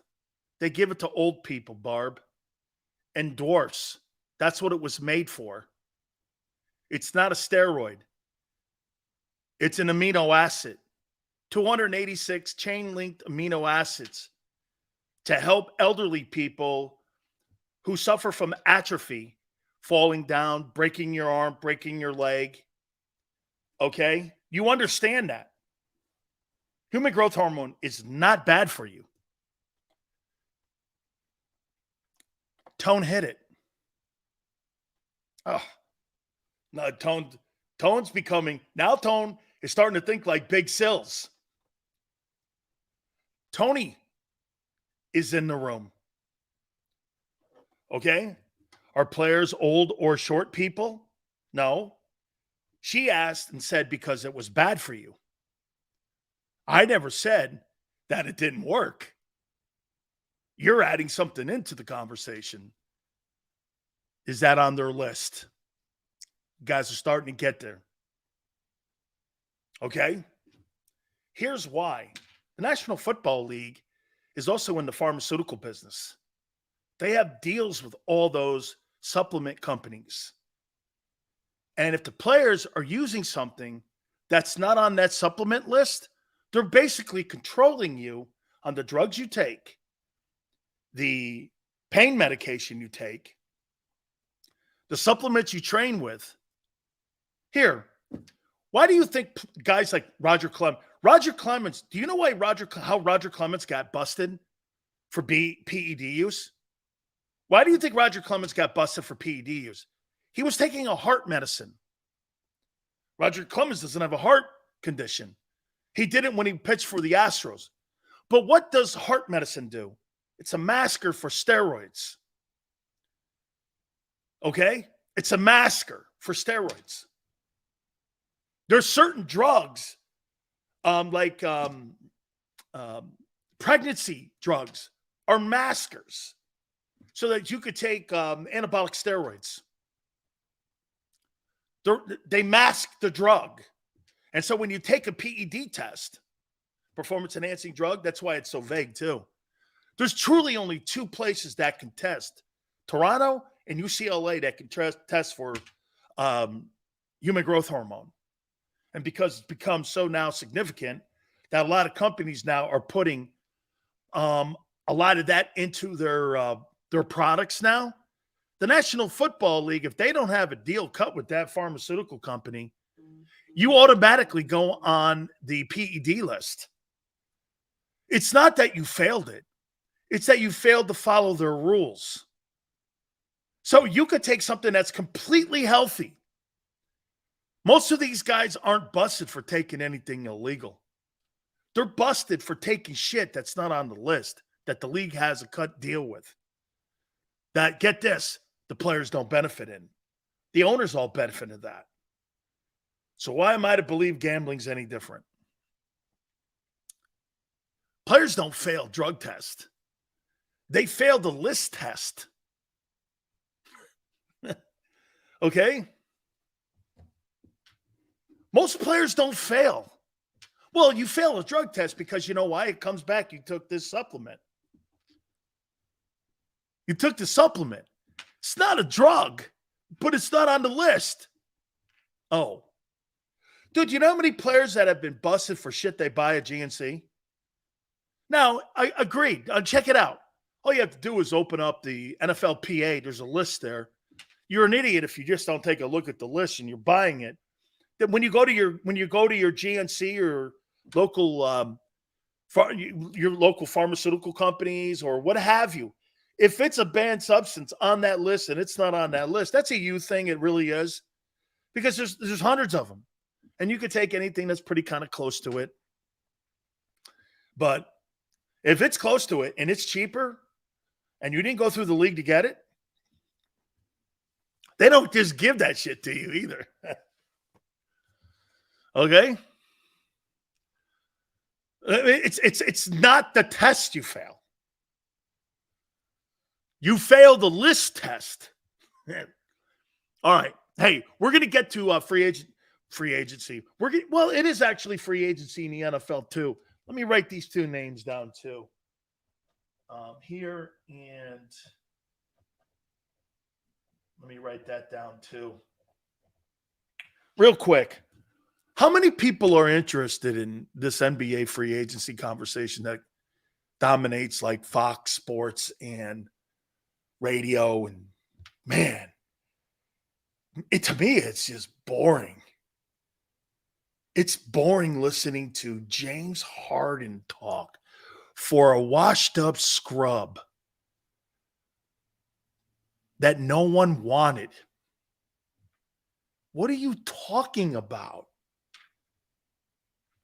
It's like you're talking about a B actor now in a C movie. Tone goes, it's a lot of money in a dumb conversation. It's just dumb. So James Harden, it's a lot of money.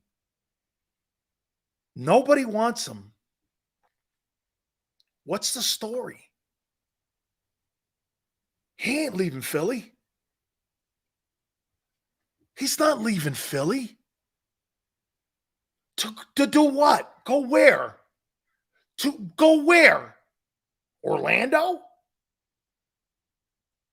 For what? What's the conversation here? How about this? You know what's crazy? Hey, here, for Tone here, it's like a blockbuster film flopping in the theaters. That's exactly right. We're talking about like Napoleon Dynamite. We're talking about something like that. You're like, what? Okay, all right. Hudson Hawk. Something. Rocky 18. We can't do Rocky. Rocky's cool always. It's all good. Dude, it's so bad. I'm listening to all these shows. I like Napoleon Dynamite. That's good to know that, Tone, because I like weird too.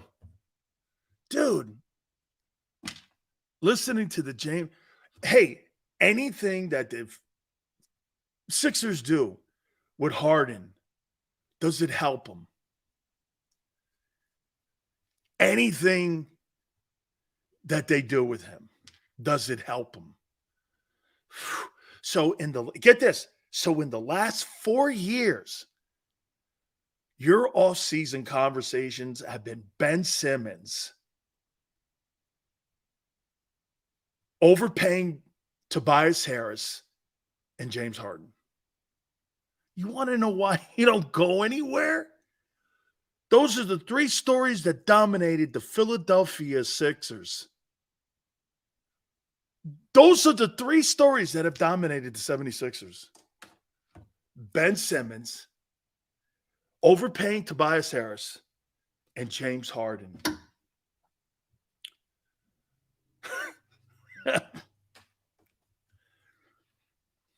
Good luck. That's about as much time as I got on it. I don't get you guys. What are you talking about? Well, if they traded him to Miami didn't want that guy. You think Miami wants James Harden? Does James Harden look like a Pat Riley guy? A guy who wants his own airplane, Harden time in Houston? He wants to go back to the owner in Houston because you know why? He's back on James Harden time. Meetings are late, planes late. They have to worry about winning. Just scoring. This guy is like the Houston Rockets version of George Gervin. Just puts up a bunch of points that mean shit. That's who he is. Damn, dude. James Harden might be the worst bargaining chip in NBA right now. Sixers are trapped. Of course they're trapped. Why wouldn't they be? It's the process. Big Sills, do you think the Eagles can win another Super Bowl before the Flyers get back to relevancy? And do you think Fred Barnett was underdrafted? Good one. Yeah. Hey, Fred did a nice job. Fred did a nice job for where he was drafted. He was underdrafted. The Phillies, ace. He was underdrafted. As for the Flyers getting back, the Flyers are trying to take a page out of the Eagles front office, and they're trying to get the right people in place. You see, quite frankly, folks, it's not about hiring the right coach.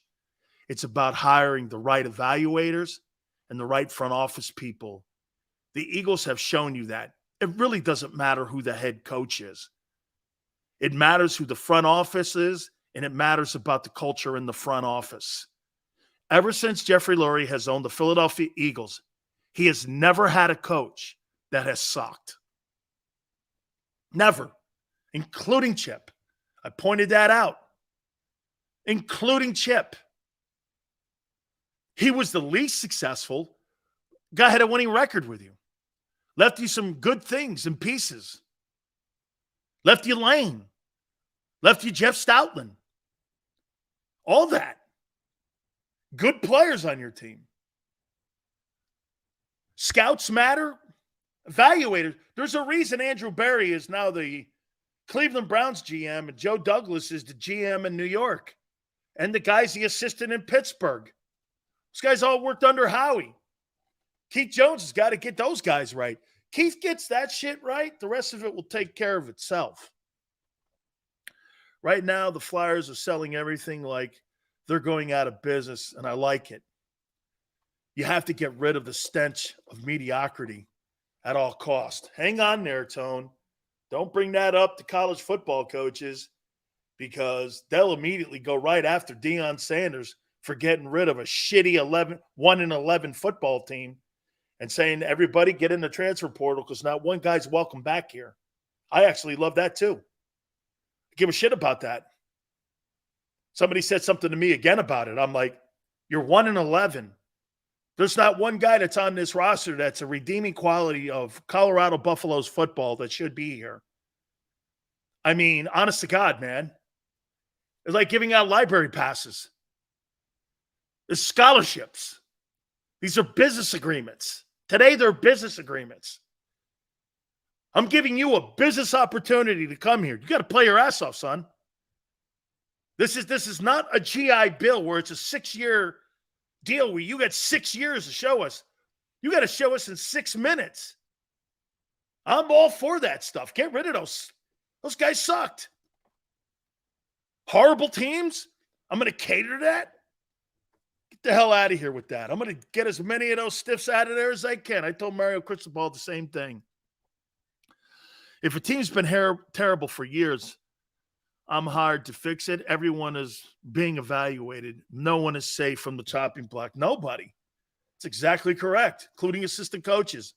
I'll interview you, but most likely you're out because you don't have my vision on what I see. There's a reason Jimmy Johnson took all those coaches that coached me at Miami to the Cowboys. Trusted them, and he knew who they were. They were all great. Do you know who Butch Davis recruited? Butch Davis is the guy that recruited Sapp.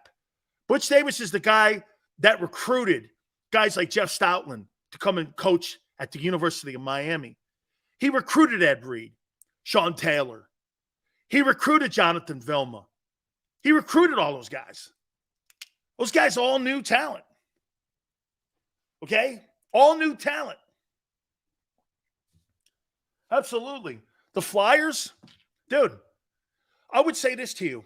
Have the Flyers been the worst organization in sports over the last 5 years?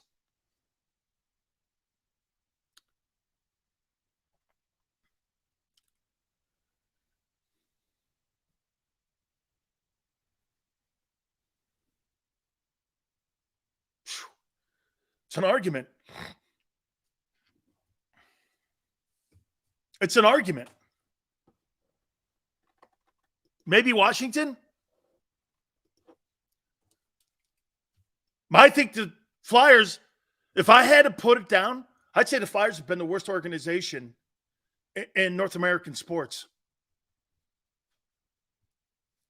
Of the four major sports? Yeah.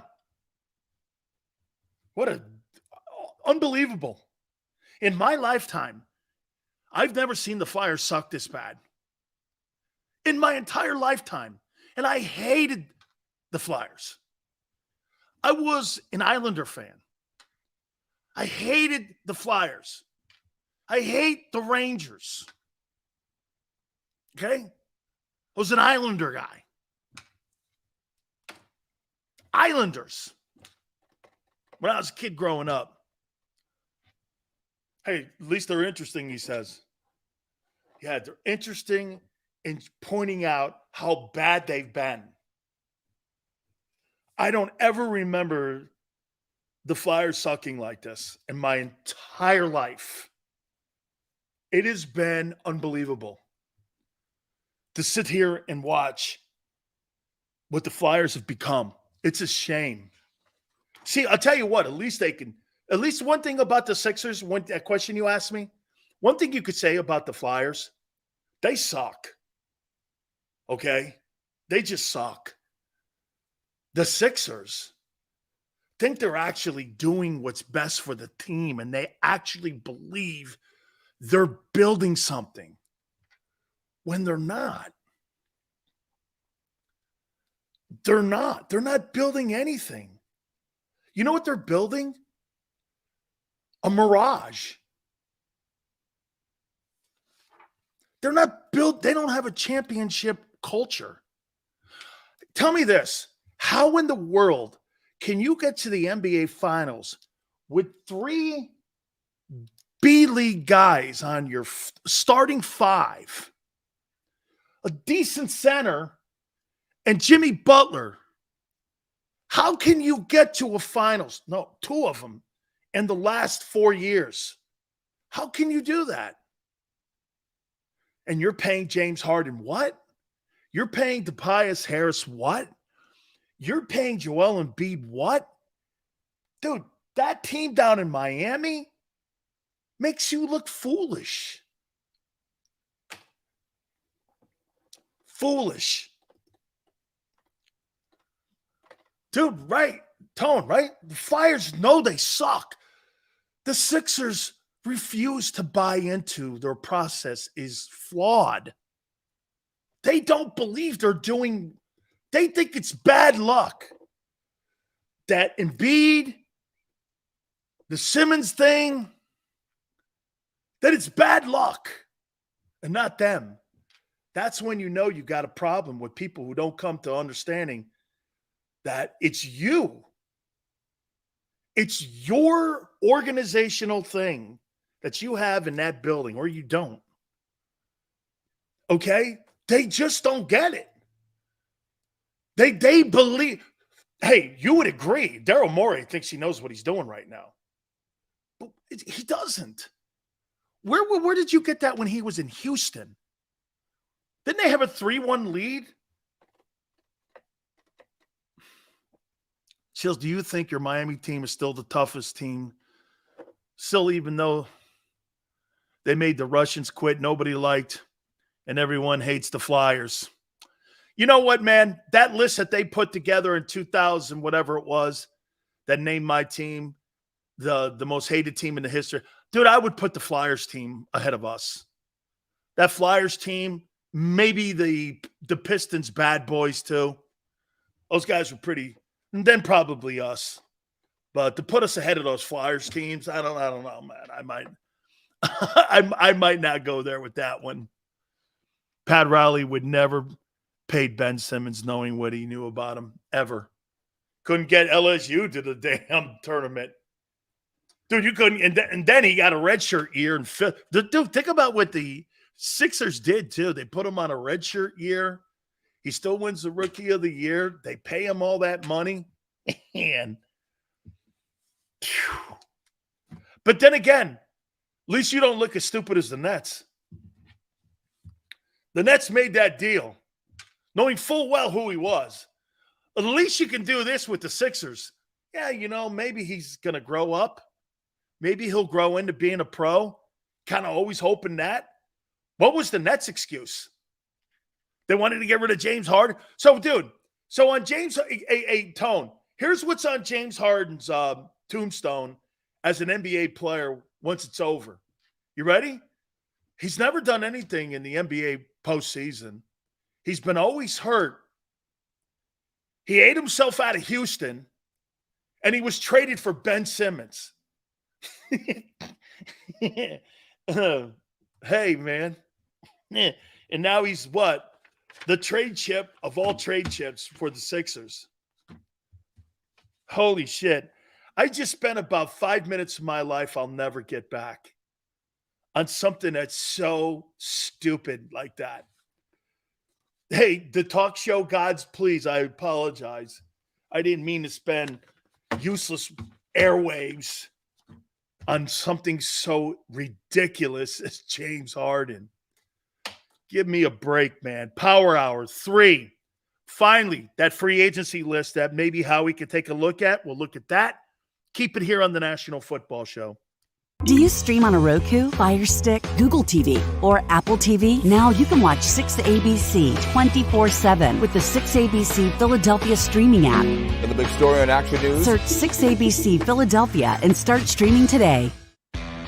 Go to get your game on. Go for the beers. Go for the cheers. Go for the hit and the hits. Go for the stakes and the stakes. Go to get your parlay on. Go to get your party on. Go for the scene. Go for the screens. Go for the gallery. Go for the win. Go to Ocean. Visit theoceanac.com to plan your visit. The greatest fans on earth. It's a bold statement, but would you expect anything less from Philadelphia? 58 years of heartache creates a toughness, a grit, a resolve not found in most. Sure, our prayers were answered, but now that we've had a taste, we're looking for more. Pondley Hockey, official partner of the Philadelphia Eagles.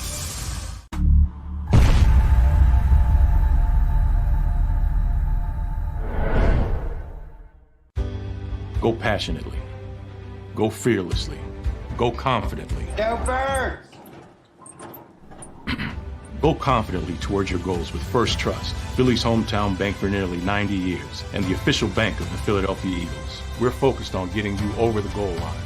So go with conviction. Go with trust. Go Birds! And go forward with us by your side. First Trust Bank, the official bank of Philadelphia dreams. Oh, and go Birds. All right, did you know I was the mommy slam dunk champion? Really? Yes, really, don't sound so surprised. Let's see it. Oh, you're ready. All right, here we go. Let's hear the crowd. So go to right, I go to left, fake them out. Mama, go up, mama! She did it. again. You can't avoid gravity, but United Healthcare can help you avoid financial surprises by helping you compare costs and doctor quality ratings. United Healthcare. Uh-huh.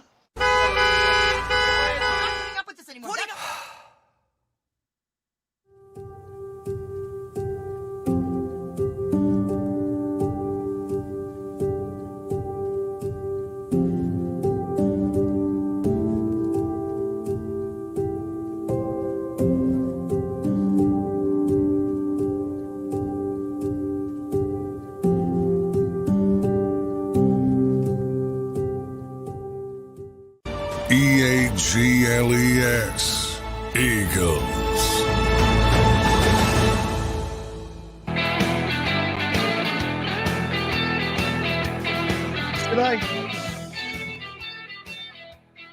Should I do this?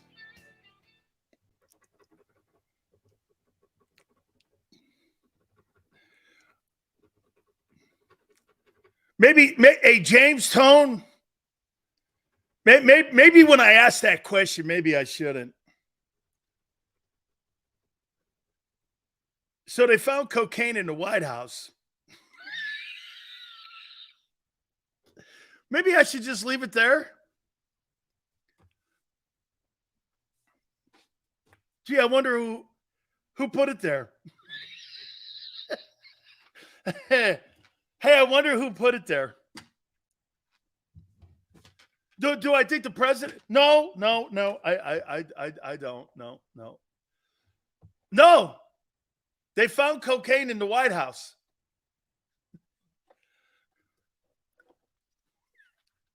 I don't know. Who possibly could that be?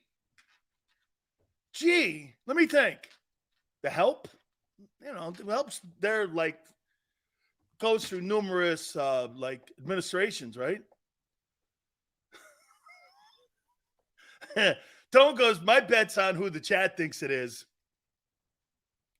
Oh, hey, I'm not saying anything here.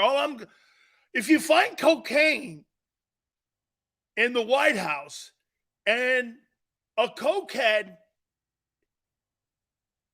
visits the White House a lot, I don't know. Do you put those two together?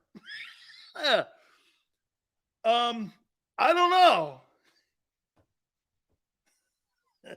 So they found cocaine in the White House. Can you imagine me doing this? So I show up to work and I'm in a studio, and it's my studio, and they find an 8-ball in there. Sills, is this yours? I don't know how that got there. Hey, I don't know how that got there. Well, how would I know? This is your studio. Hey, this is here. Okay? I don't know. What should I think? They found coke in the White House. Press secretary addressed it today, too. Yeah, White House security and Secret Service is investigating. I'm like, I don't know. Hey, I don't know whose it was. Has the White House had any guys who take coke or known to take coke walking through? I don't know. I think maybe. Hey, Tone, can you imagine? So Tone and I were driving in a car. Cop pulls us over. There's a vial of coke in the car. Whose is that? I don't know. Ain't mine. It's his? No, it's not mine. I don't know how it got there. Oh, okay. And we'll investigate. Hey, I've had it. I don't know how the coke got in there. Is that on the floor? Oh, yeah. Must be nice to get the benefit of the doubt all the time. Ben goes, I'd blame Tony. Hey, Ben, real quick, before I get into all the topics here. You guys know Wayne Fonts? Remember I've talked about Wayne Fonts, right? So Wayne Fonts is out with his brother one night, and cops pull him over, and vial of coke falls out on the ground. The cops get the flashlight down, and they look at it, and you know what Wayne Fonts says? That ain't mine, it's his.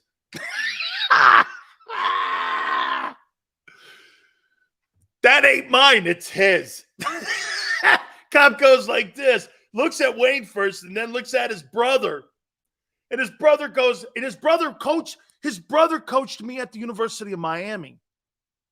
He was like an assistant wide receiver coach. And he goes, that ain't mine. That's his. The cop couldn't believe it. He goes, is that yours? Guy goes, yeah. Yeah. Brother sold him out.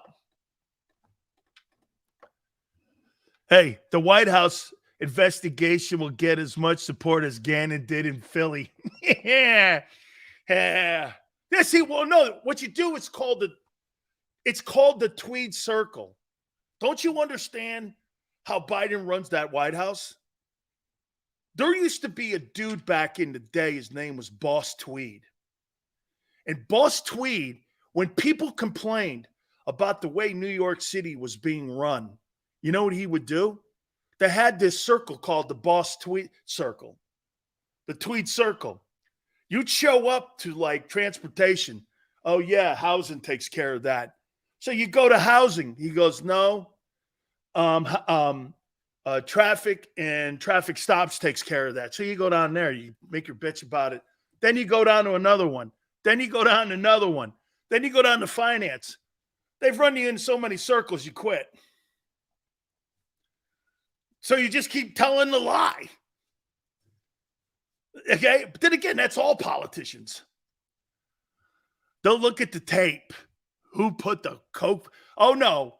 Hey, Yale goes, they'll look at the tape. Yeah, probably the same guy that taped that coke being put in the White House, taped Jeffrey Epstein when he was in jail. What happened? I don't know. It's like Nixon. It just went away. Okay. Let me move on, man. Hey, real quick, I got to do my daily Mets thing. So I saw Cohn, the owner of the Mets, get in front of the public, and he tweeted out, and he did something live about how the Mets, they're not very happy with what's going on. I wouldn't be either if I was paying $370 million in payroll, and I'm watching a team like the Rays kick the shit out of everybody is on pace to win 100 ball games. And they only pay $68 million for their payroll. Yeah, I'd be upset too. The Mets, though, again, what are you expecting the Mets? Whether it was Philpon, whether it was Bernie Madoff, whether it was anyone who's owned that organization, anyone, what makes you think the Mets are going to win? It's been a conveyor belt of poor decisions and sporadic winning. You know that SNY network that they have? My friend Jim Colford watches it. It's very hard to keep running highlights off of 1969, 1973, 86, and 2000. Eventually, you run out of uniforms to retire, and you run out of highlights. Or those guys all die. I don't even know who's left from the 69 Met team. How many times you keep rolling Nolan Ryan out? And he wasn't even really a fixture on that team. Dude, how many times can you keep telling me about highlights? From 1973 when they almost beat the Dodgers in the World Series. Jesus criminy, man. A shitty organization from day one. A couple great moments.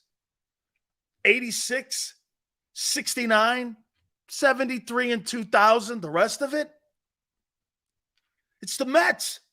It's like the Jets. Doesn't matter who the owner is. Nobody respects it. Nobody respects those organizations. Not even in New York. And so get this. You thought you'd throw money at it. You can't throw money at it in baseball. Baseball's the toughest. Hey, do we agree? Baseball's the toughest championship to win. Because you can have the best player on the planet on your team and it won't matter. Baseball's the toughest. If you have the best quarterback on your team, there's a good chance you're going to win the Super Bowl. Or you're going to be in the conversation to win the Super Bowl. If you had the best NBA player, there's a good chance you're going to be a contender. Okay? There's a good chance you're going to be a contender.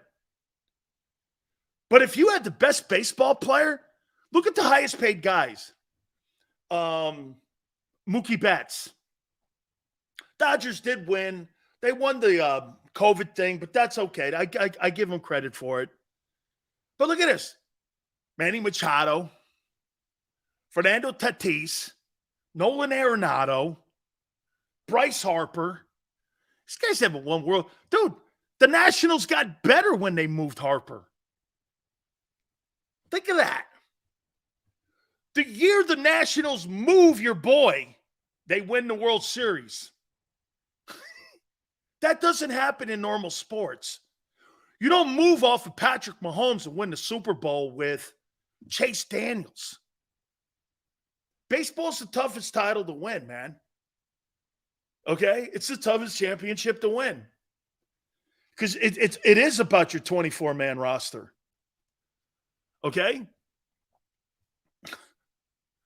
Hey, how about this, Greasy? So you can have Shohei Ohtani and Mike Trout on your team, and you're not even a playoff contender.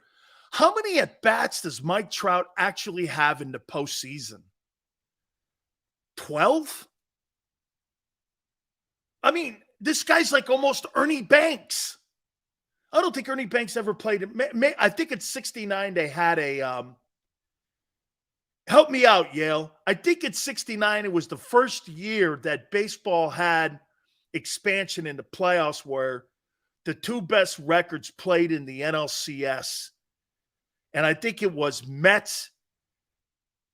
I for some reason I thought the Mets and the Cubs. Maybe it was Mets and Braves. Okay. Yeah, I could have swore he was in the postseason in like 69 or some shit like that. Maybe it was Atlanta. I don't know. Or the Reds. I don't remember who they played. Okay. They moved. Yeah, hey, they moved the cheetah in one. You can't do that in baseball. Okay, you don't move off of guys in your. Look at this. So that guy Freeman. Hey, right? Am I right? How about this, Ben? So Atlanta moves off of Freeman, who won the MVP award in Atlanta, right? And they're better. They're better. They move Freeman to Los Angeles, right? They move Freeman to Los Angeles, and the Braves are better.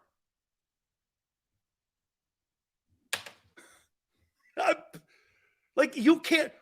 Hey, you move off of Jalen Hurts and you start Marcus Mariota and you win the Super Bowl. That doesn't go on. Okay? All right.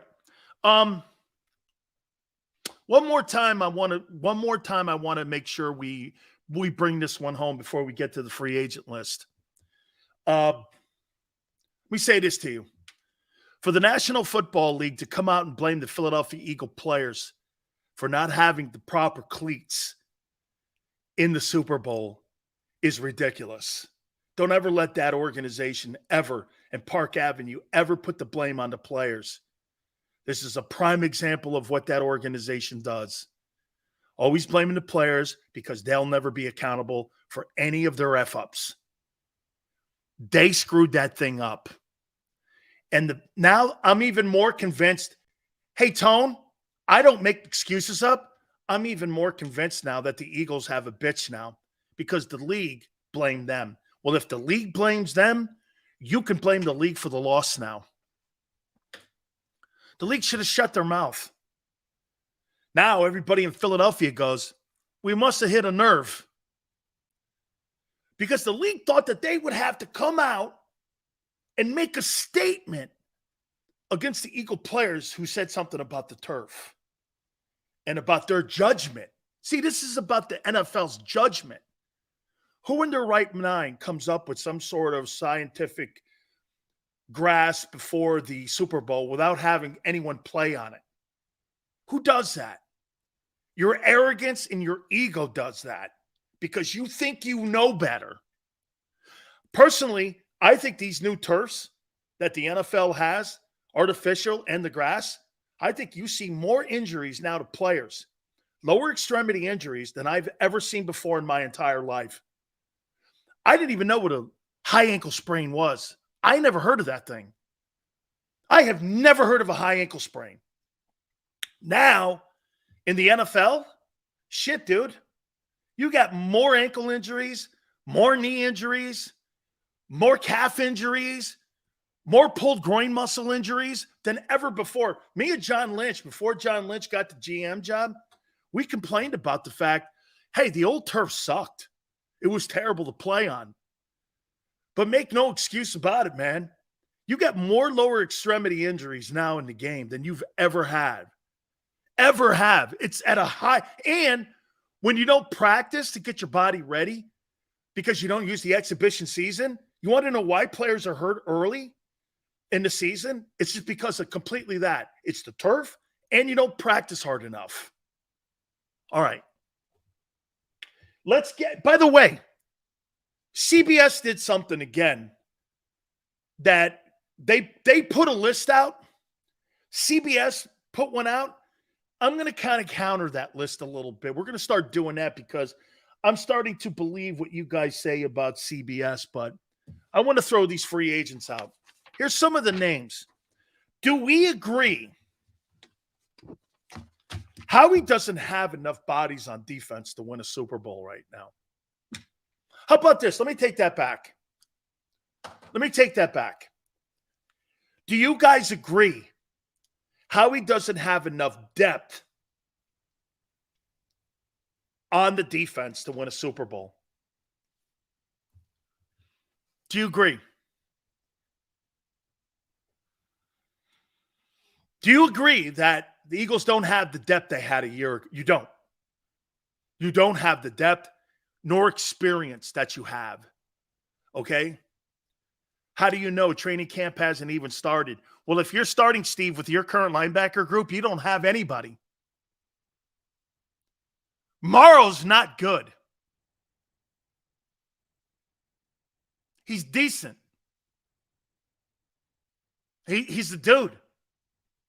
Played on the worst defense in the NFL a year ago. Gave him no signing bonus money. He's not very good. I think he's a body. I think he might not even make the team. No linebacker depth and no safety depth. Completely true. JM goes, Morrow had 100 tackles on the 32nd ranked defense. Congratulations to you. Hell of a job.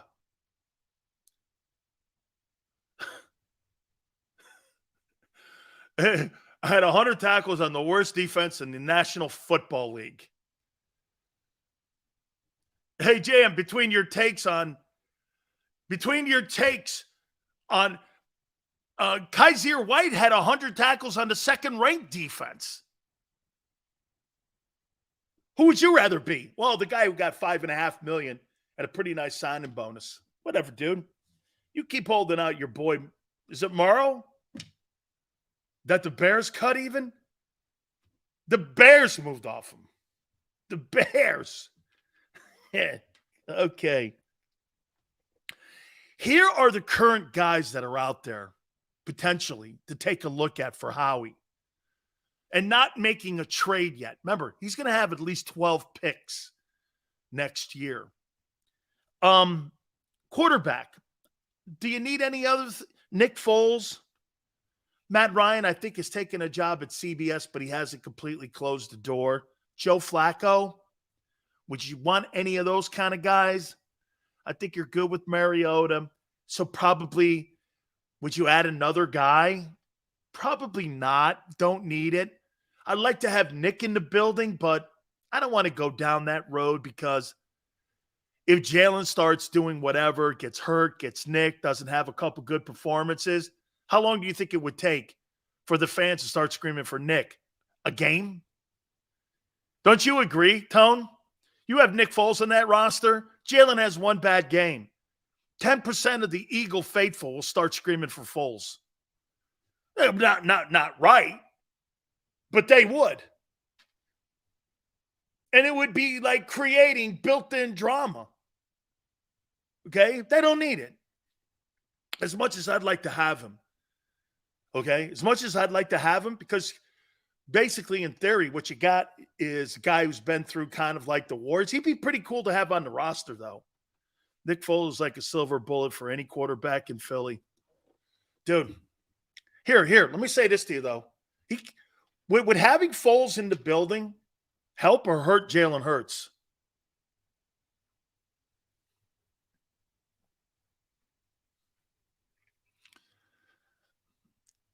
Does the drama outweigh what he brings to a locker room?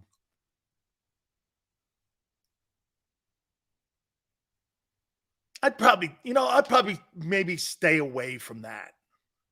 Right? Okay. Running back. Zeke, Kareem Hunt, Leonard Fournette, Dalvin Cook. Any of those guys? Okay. To be fair, Eagle fans, I think they know Foles is not taking anyone's job right now. Would they?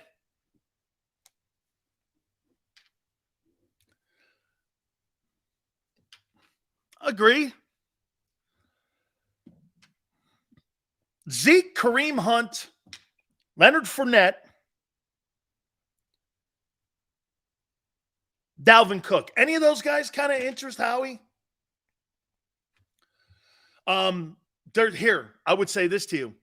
Penny will probably be hurt in training camp. So you'll probably have to decide what to do there because he won't last the year. He never does. And you know what? Paying your taxes and dying and Rashad Penny getting hurt is three things you can always count on.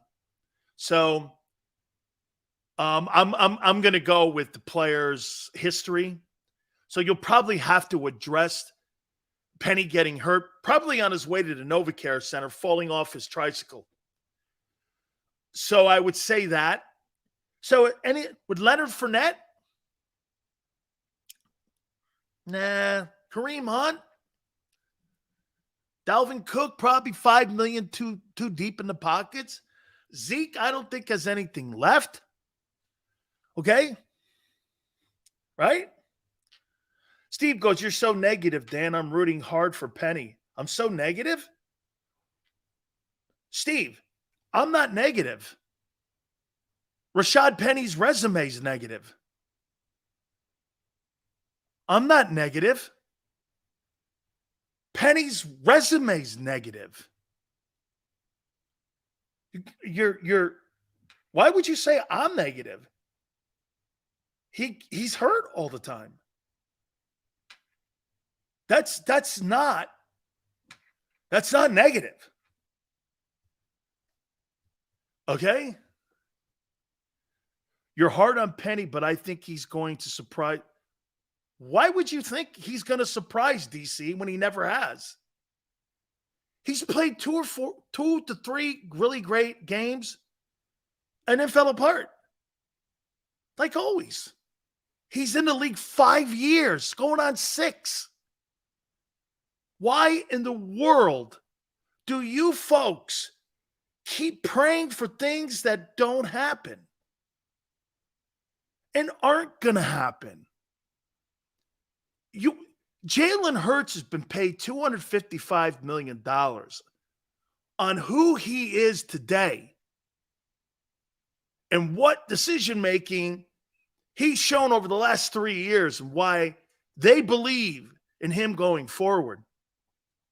The Seahawks drafted a running back and fired him and moved up to get him, too, when he was at San Diego State. That's not negative. You got a problem with wishful thinking. All of a sudden, he's going to come to Philadelphia and find the fountain of health. It can't be dumber, man. Wide receiver.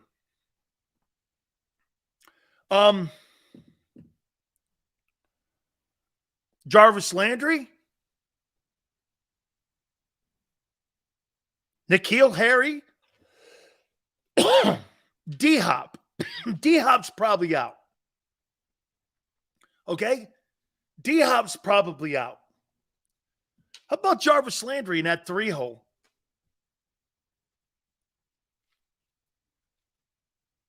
How about Landry on the team? N'Keal Harry can't separate. I thought he was not very good when he came out of Arizona State. Could be Bill Belichick's worst draft choice. Sharon goes, hated on Hurts all last season. So did the Eagles. So did the media. Yeah. Oh, but you knew he was a superstar, Sharon, last year, right? He's not a superstar yet.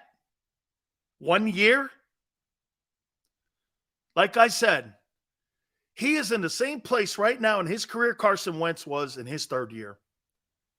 Same place. You guys thought they were both the guys. One guy fell off, and one guy was a shooting star. You guys are guessing that Jalen Hurts is going to be different. Okay, let's see how that plays out. Let's see how that plays out. Twiz. Things like that bug me. How about edge rusher? How about Yannick Nkaku? What about him? What about Yannick? 9.5 sacks last year. Howie's got $13 million. Pretty good depth here. Would you sign Yannick as an edge rusher? Hey, Tone, I think he had 9.5 sacks last year. What would I pay for 9.5 sacks for Yannick?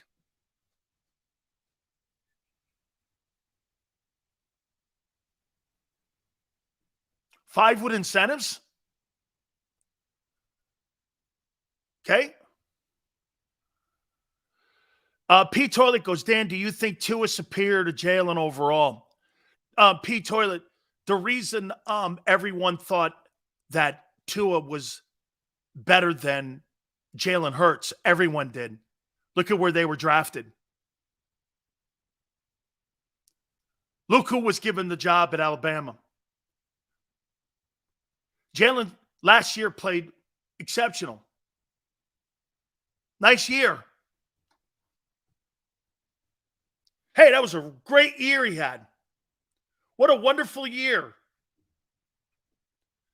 What a wonderful year. Here's my commentary on Jalen Hurts. What a wonderful year.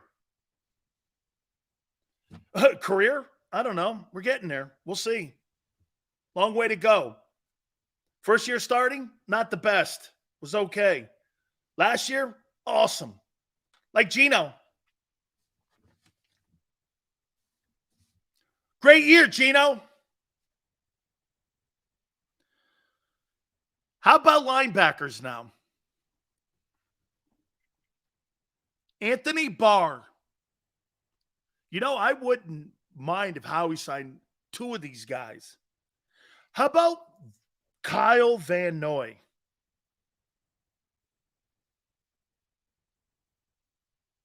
Kyle, Shoe goes nothing like Gino. Excuse me, Show. He outperformed him every single passing stat Gino did last year to Hurts. Not going back over those stats. He didn't do one thing better than Jalen Hurts last year throwing the ball. Not one thing. Maybe a couple more turnovers, but Gino threw the ball more. Not one thing. For Yannick to be drafted in the third round, he has been a really good ball player. I wouldn't mind him in Philly. Tone, you know the problem that you get sometimes, and you got to understand something about a guy like Yannick. Dude, when you go from system to system to system, and like this is why I didn't believe that Reddick was going to do the things that he did. But Reddick went from the Arizona system to the Panther system to a new system in Philly.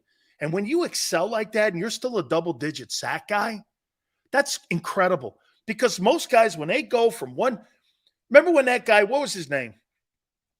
Played in Washington. It came to Philadelphia. What was Carrington? Remember when he came – Carrington was a killer in Washington, right? He comes to Philadelphia. He was a dud, right? He was a dud when he got to Philly. May have been on the back nine, but dude, you don't always fit in. And so when he's still putting up these 9.5 sack seasons, he's a quality guy.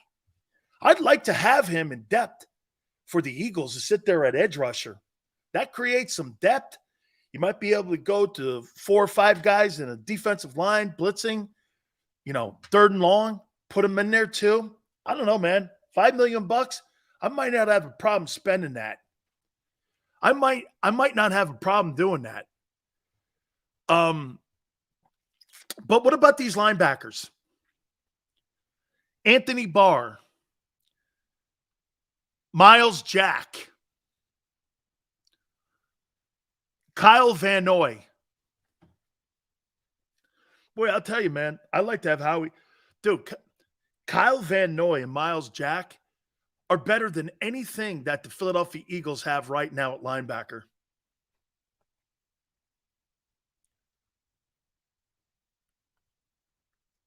Or better than anything you have. You're better than anything you have. Devin White, it's going to cost you $25 million or $20 million. You could pick these guys up now and put them on your roster.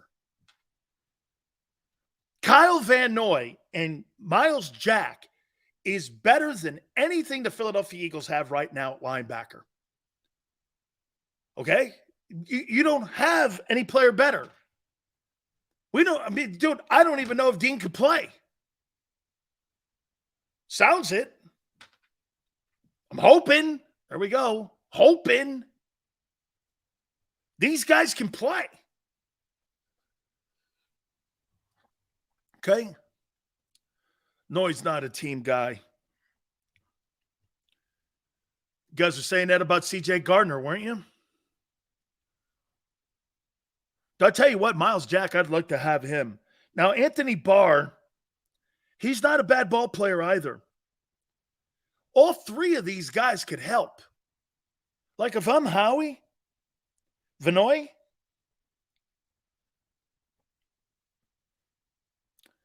sorry, dude, I'm going to give you $3 million. You want to take it? I'll give you incentives to kind of build it up. All right? Miles Jack, I might give you 3.5 with some bonus money. Anthony Barr might give you $1.5 million. Okay? I mean, yeah, Barr is done. That is why he left. Dude, all 3 of these guys can play in Philly at linebacker. Okay? They can play. Ben says only Miles.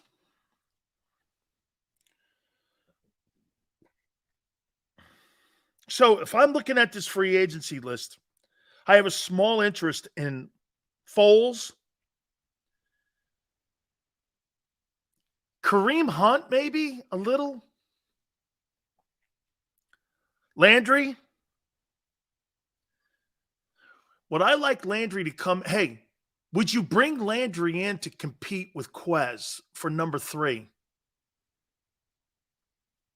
Might help Quez.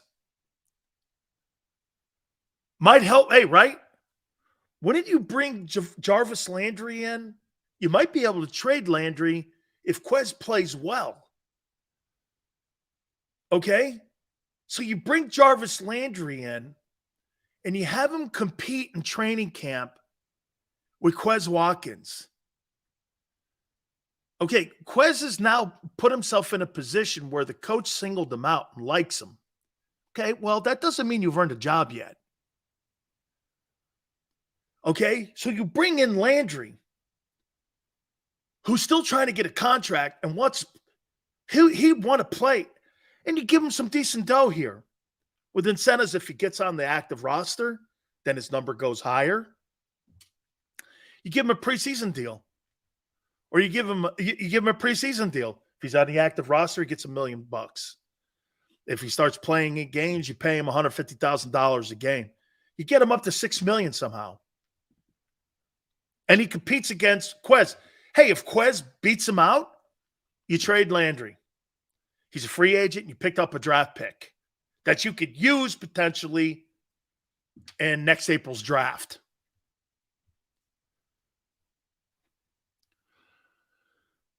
Pasco says, Dan, don't shake your head at Kareem Hunt. The guy can play in any offense. Do you think Kareem Hunt could come into Philadelphia and play like LeGarrette Blount? Use Kareem as a goal line guy instead of Jalen, because you don't have a goal line running back. Would you put Kareem Hunt back there as your pseudo LeGarrette Blount? See, you play him like that, you create a role for him. You know, his role's not going to be 205 carries. Those days are gone. Okay? Yeah, it goes, they like Quez's speed. I get it, but I would imagine they don't like his production. Okay? Yeah, and that's a good one too. Escobar. I'd rather have Kareem Hunt than Penny also. At least he's there. You know, at least he plays. And you can kind of count on him. Yannick, man, I'd really like to visit this. If you know, I'd really like to visit that. If I'm the Eagles, how much you looking at here? I would think for 9.5 sacks. Was he in Minnesota last year? For 9.5 sacks? Man, that's got to be $7 million. That might be too high. But right now, on June 5th, I don't think the player's going to think he's going to get that high a number, because most teams' caps are set right now. Okay? Ben goes, Kareem, one bad decision. He's a better football player than Rashad Penny, dude. Kareem Hunt's a better player. He's a better ball player. You know why? He's more reliable. He's more reliable. Yannick in Minnesota, then traded to Baltimore midseason, played. That's right. That's right. Thank you, Tone. That's right. He was in that defense in Indianapolis last year. That's right. Indy. Thank you. I think the Eagles hunt and cut Penny. He's better. Okay? He's better. And at the linebacker, Miles Jack, Kyle Van Noy, I'd sign both these guys. All right. CBS put something out there when it came to edge rushers. I want to hit on that. I think you guys will kind of be shocked a little bit here where I have Reddick. Hit the like button. Keep it here on the National Football Show.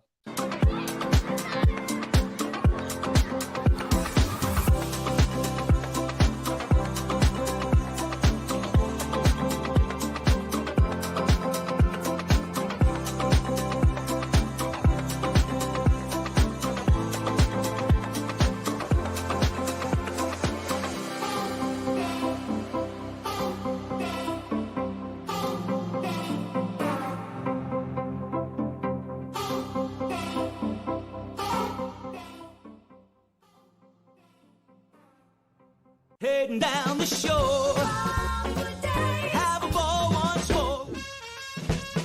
Here, imaginations run wild and time stands still. Because here, you can find the best of the Jersey Shore, all on one 5-mile island. So leave the old you behind and get lost in the woods. Wild, wild, wild wood days.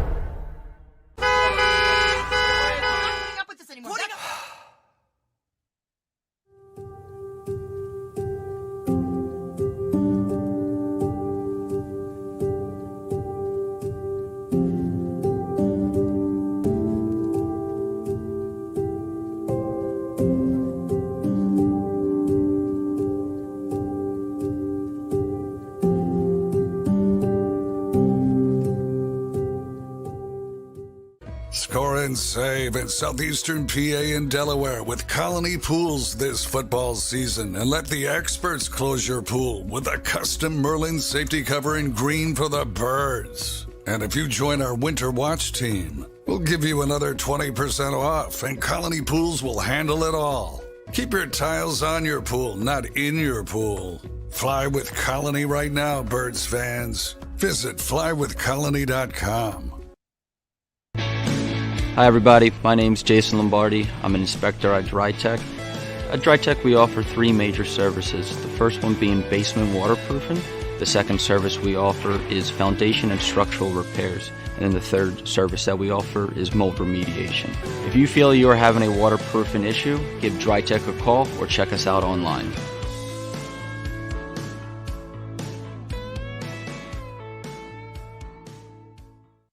EAGLES, Eagles.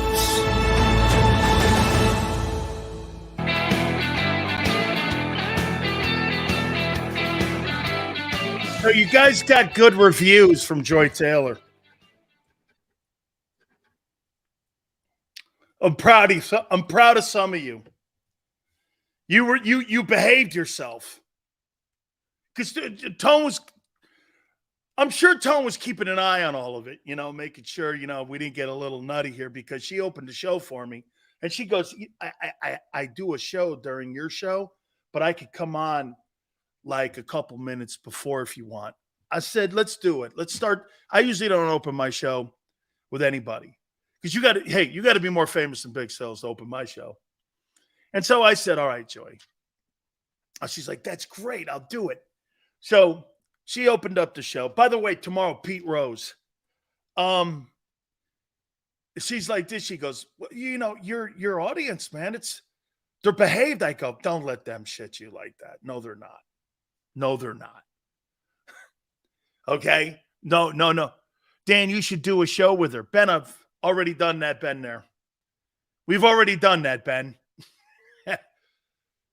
Joy was on my show. She was my update person. We've done that already. I gave her first job as an on-air host.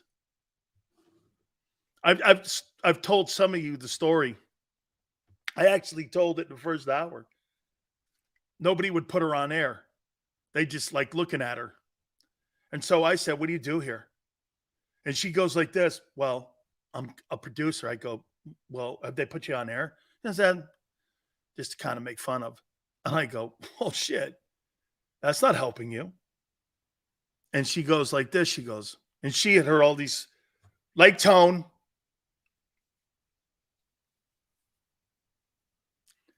Like Tone. Had heard all these crazy shit and things about me. So I said, what do you do here? So you just look good in the skirt? She was so offended when I said that. I go, well, don't you want to be on air? And she's like, yes. I said, well, starting tomorrow, you're my update person. And then she goes, you can do that? I go, this is my show. I see fit how it goes and rolls. No one else. I've always had power over my own show. That's why Big Sills runs alone. Lone wolf. Lone wolf. Michael goes, we are like cocaine in the White House. We're there, but no one knows who put it there. I don't know. Hey, Michael, isn't that something?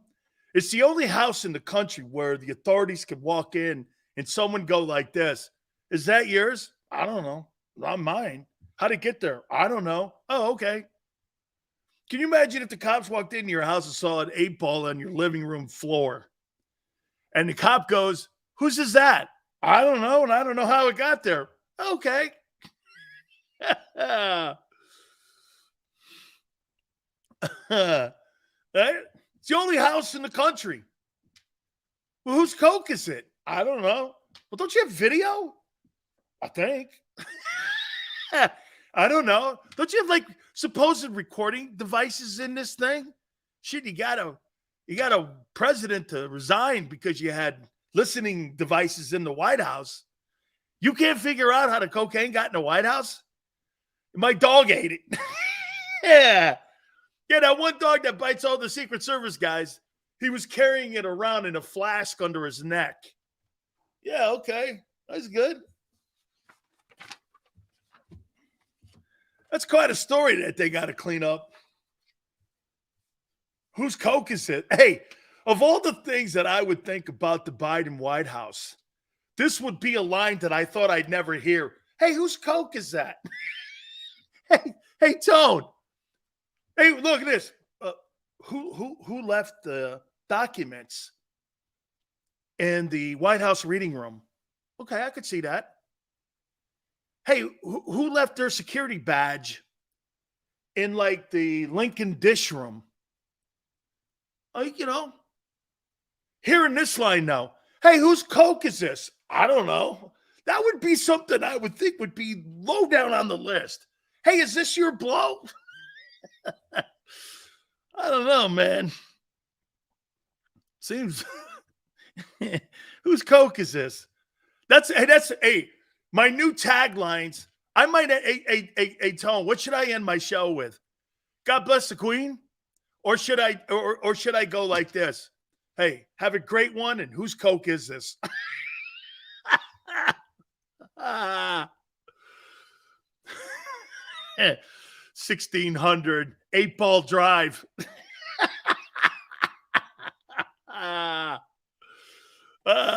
Hey, that's it. Tone has a new ending to the show. Okay, and I like it. The new ending to the show is, hey man, have a great one. And where's the blow, baby? Or no, how about this one, Tone? Hey, have a great day and bring the straw.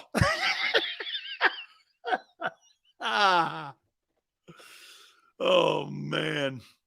1600 8-ball drive. Holy cow.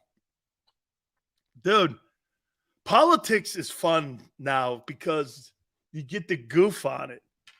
Seriously, you're answering questions at a White House press briefing. Oh, yes, cocaine was found today. A white powder. How do you know it's not anthrax? Dude, it could have been. I mean, I would. Anthrax was found at the White House. I would believe that. An 8-ball was found in the Lincoln reception room. Okay. Really? Hey, have a great day and have fun on the slopes. Toot toot. How you doing?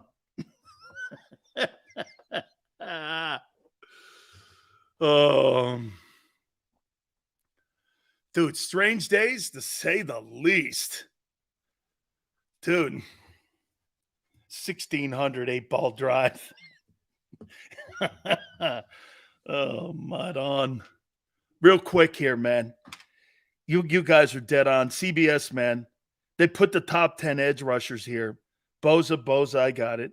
Garrett, I got it.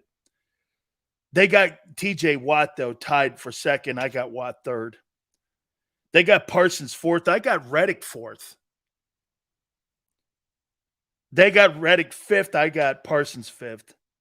I got Max Crosby with them at 6. I got Brian Burns at 7. They got Matt Judon from the Patriots 7. They got Burns 8, and I got Judon 8. They got Zadarius Smith from the Browns at 9. I got Trey Henderson from the Bengals. I think he's underrated. I like that player. I got him at 9, and they got Trey Hendrickson at 10 and Zadarius Smith. Man, the Browns got 2 great edge rushers. I think the Browns are going to be a surprise football team this year. I really do. It's all going to come down. Hey, I'm not going to say I'm pulling for Deshaun Watson, but I'm going to be awful interested. He's going to be one of the guys that I want to watch this year. That dynamic is going to be interesting to keep an eyeball on. It really is. All right, guys. Don't forget, tomorrow we may have Seth Joyner too, along with Pete Rose. Friday, we're going to have Bobby Valentine, and he's going to join us too. Love talking to Bobby V. We're also working on, believe it or not, getting a guy like Kirk Cousins on. He's pimping a book, and his people reached out to me, so we're thinking of hopefully trying to reach out to him and getting him on. He wants to pimp a book that they're putting out there. So, again, great stuff. We really appreciate everybody. Hopefully everybody had a great 4th of July, had a fantastic one of the best holidays of the year, all food, get to spend it with your family. Great stuff. 22 days away from the start of training camp. Tone, actually, let me get to Tone in a second here. Xander, thank you. Big Joe, thank you. Tone, keep kicking ass, man. Just really great stuff. Really great stuff. Hey, and by the way, the Sports Take guys with Lane Johnson, go back and watch that too, man. That was a really good interview those guys did. Lane kind of stopped. We had Joy Taylor on with us too, and Gary Cobb as always. So all your needs are there at JAKIB Sports. 3 to 6 tomorrow, and we'll catch you on the flip side.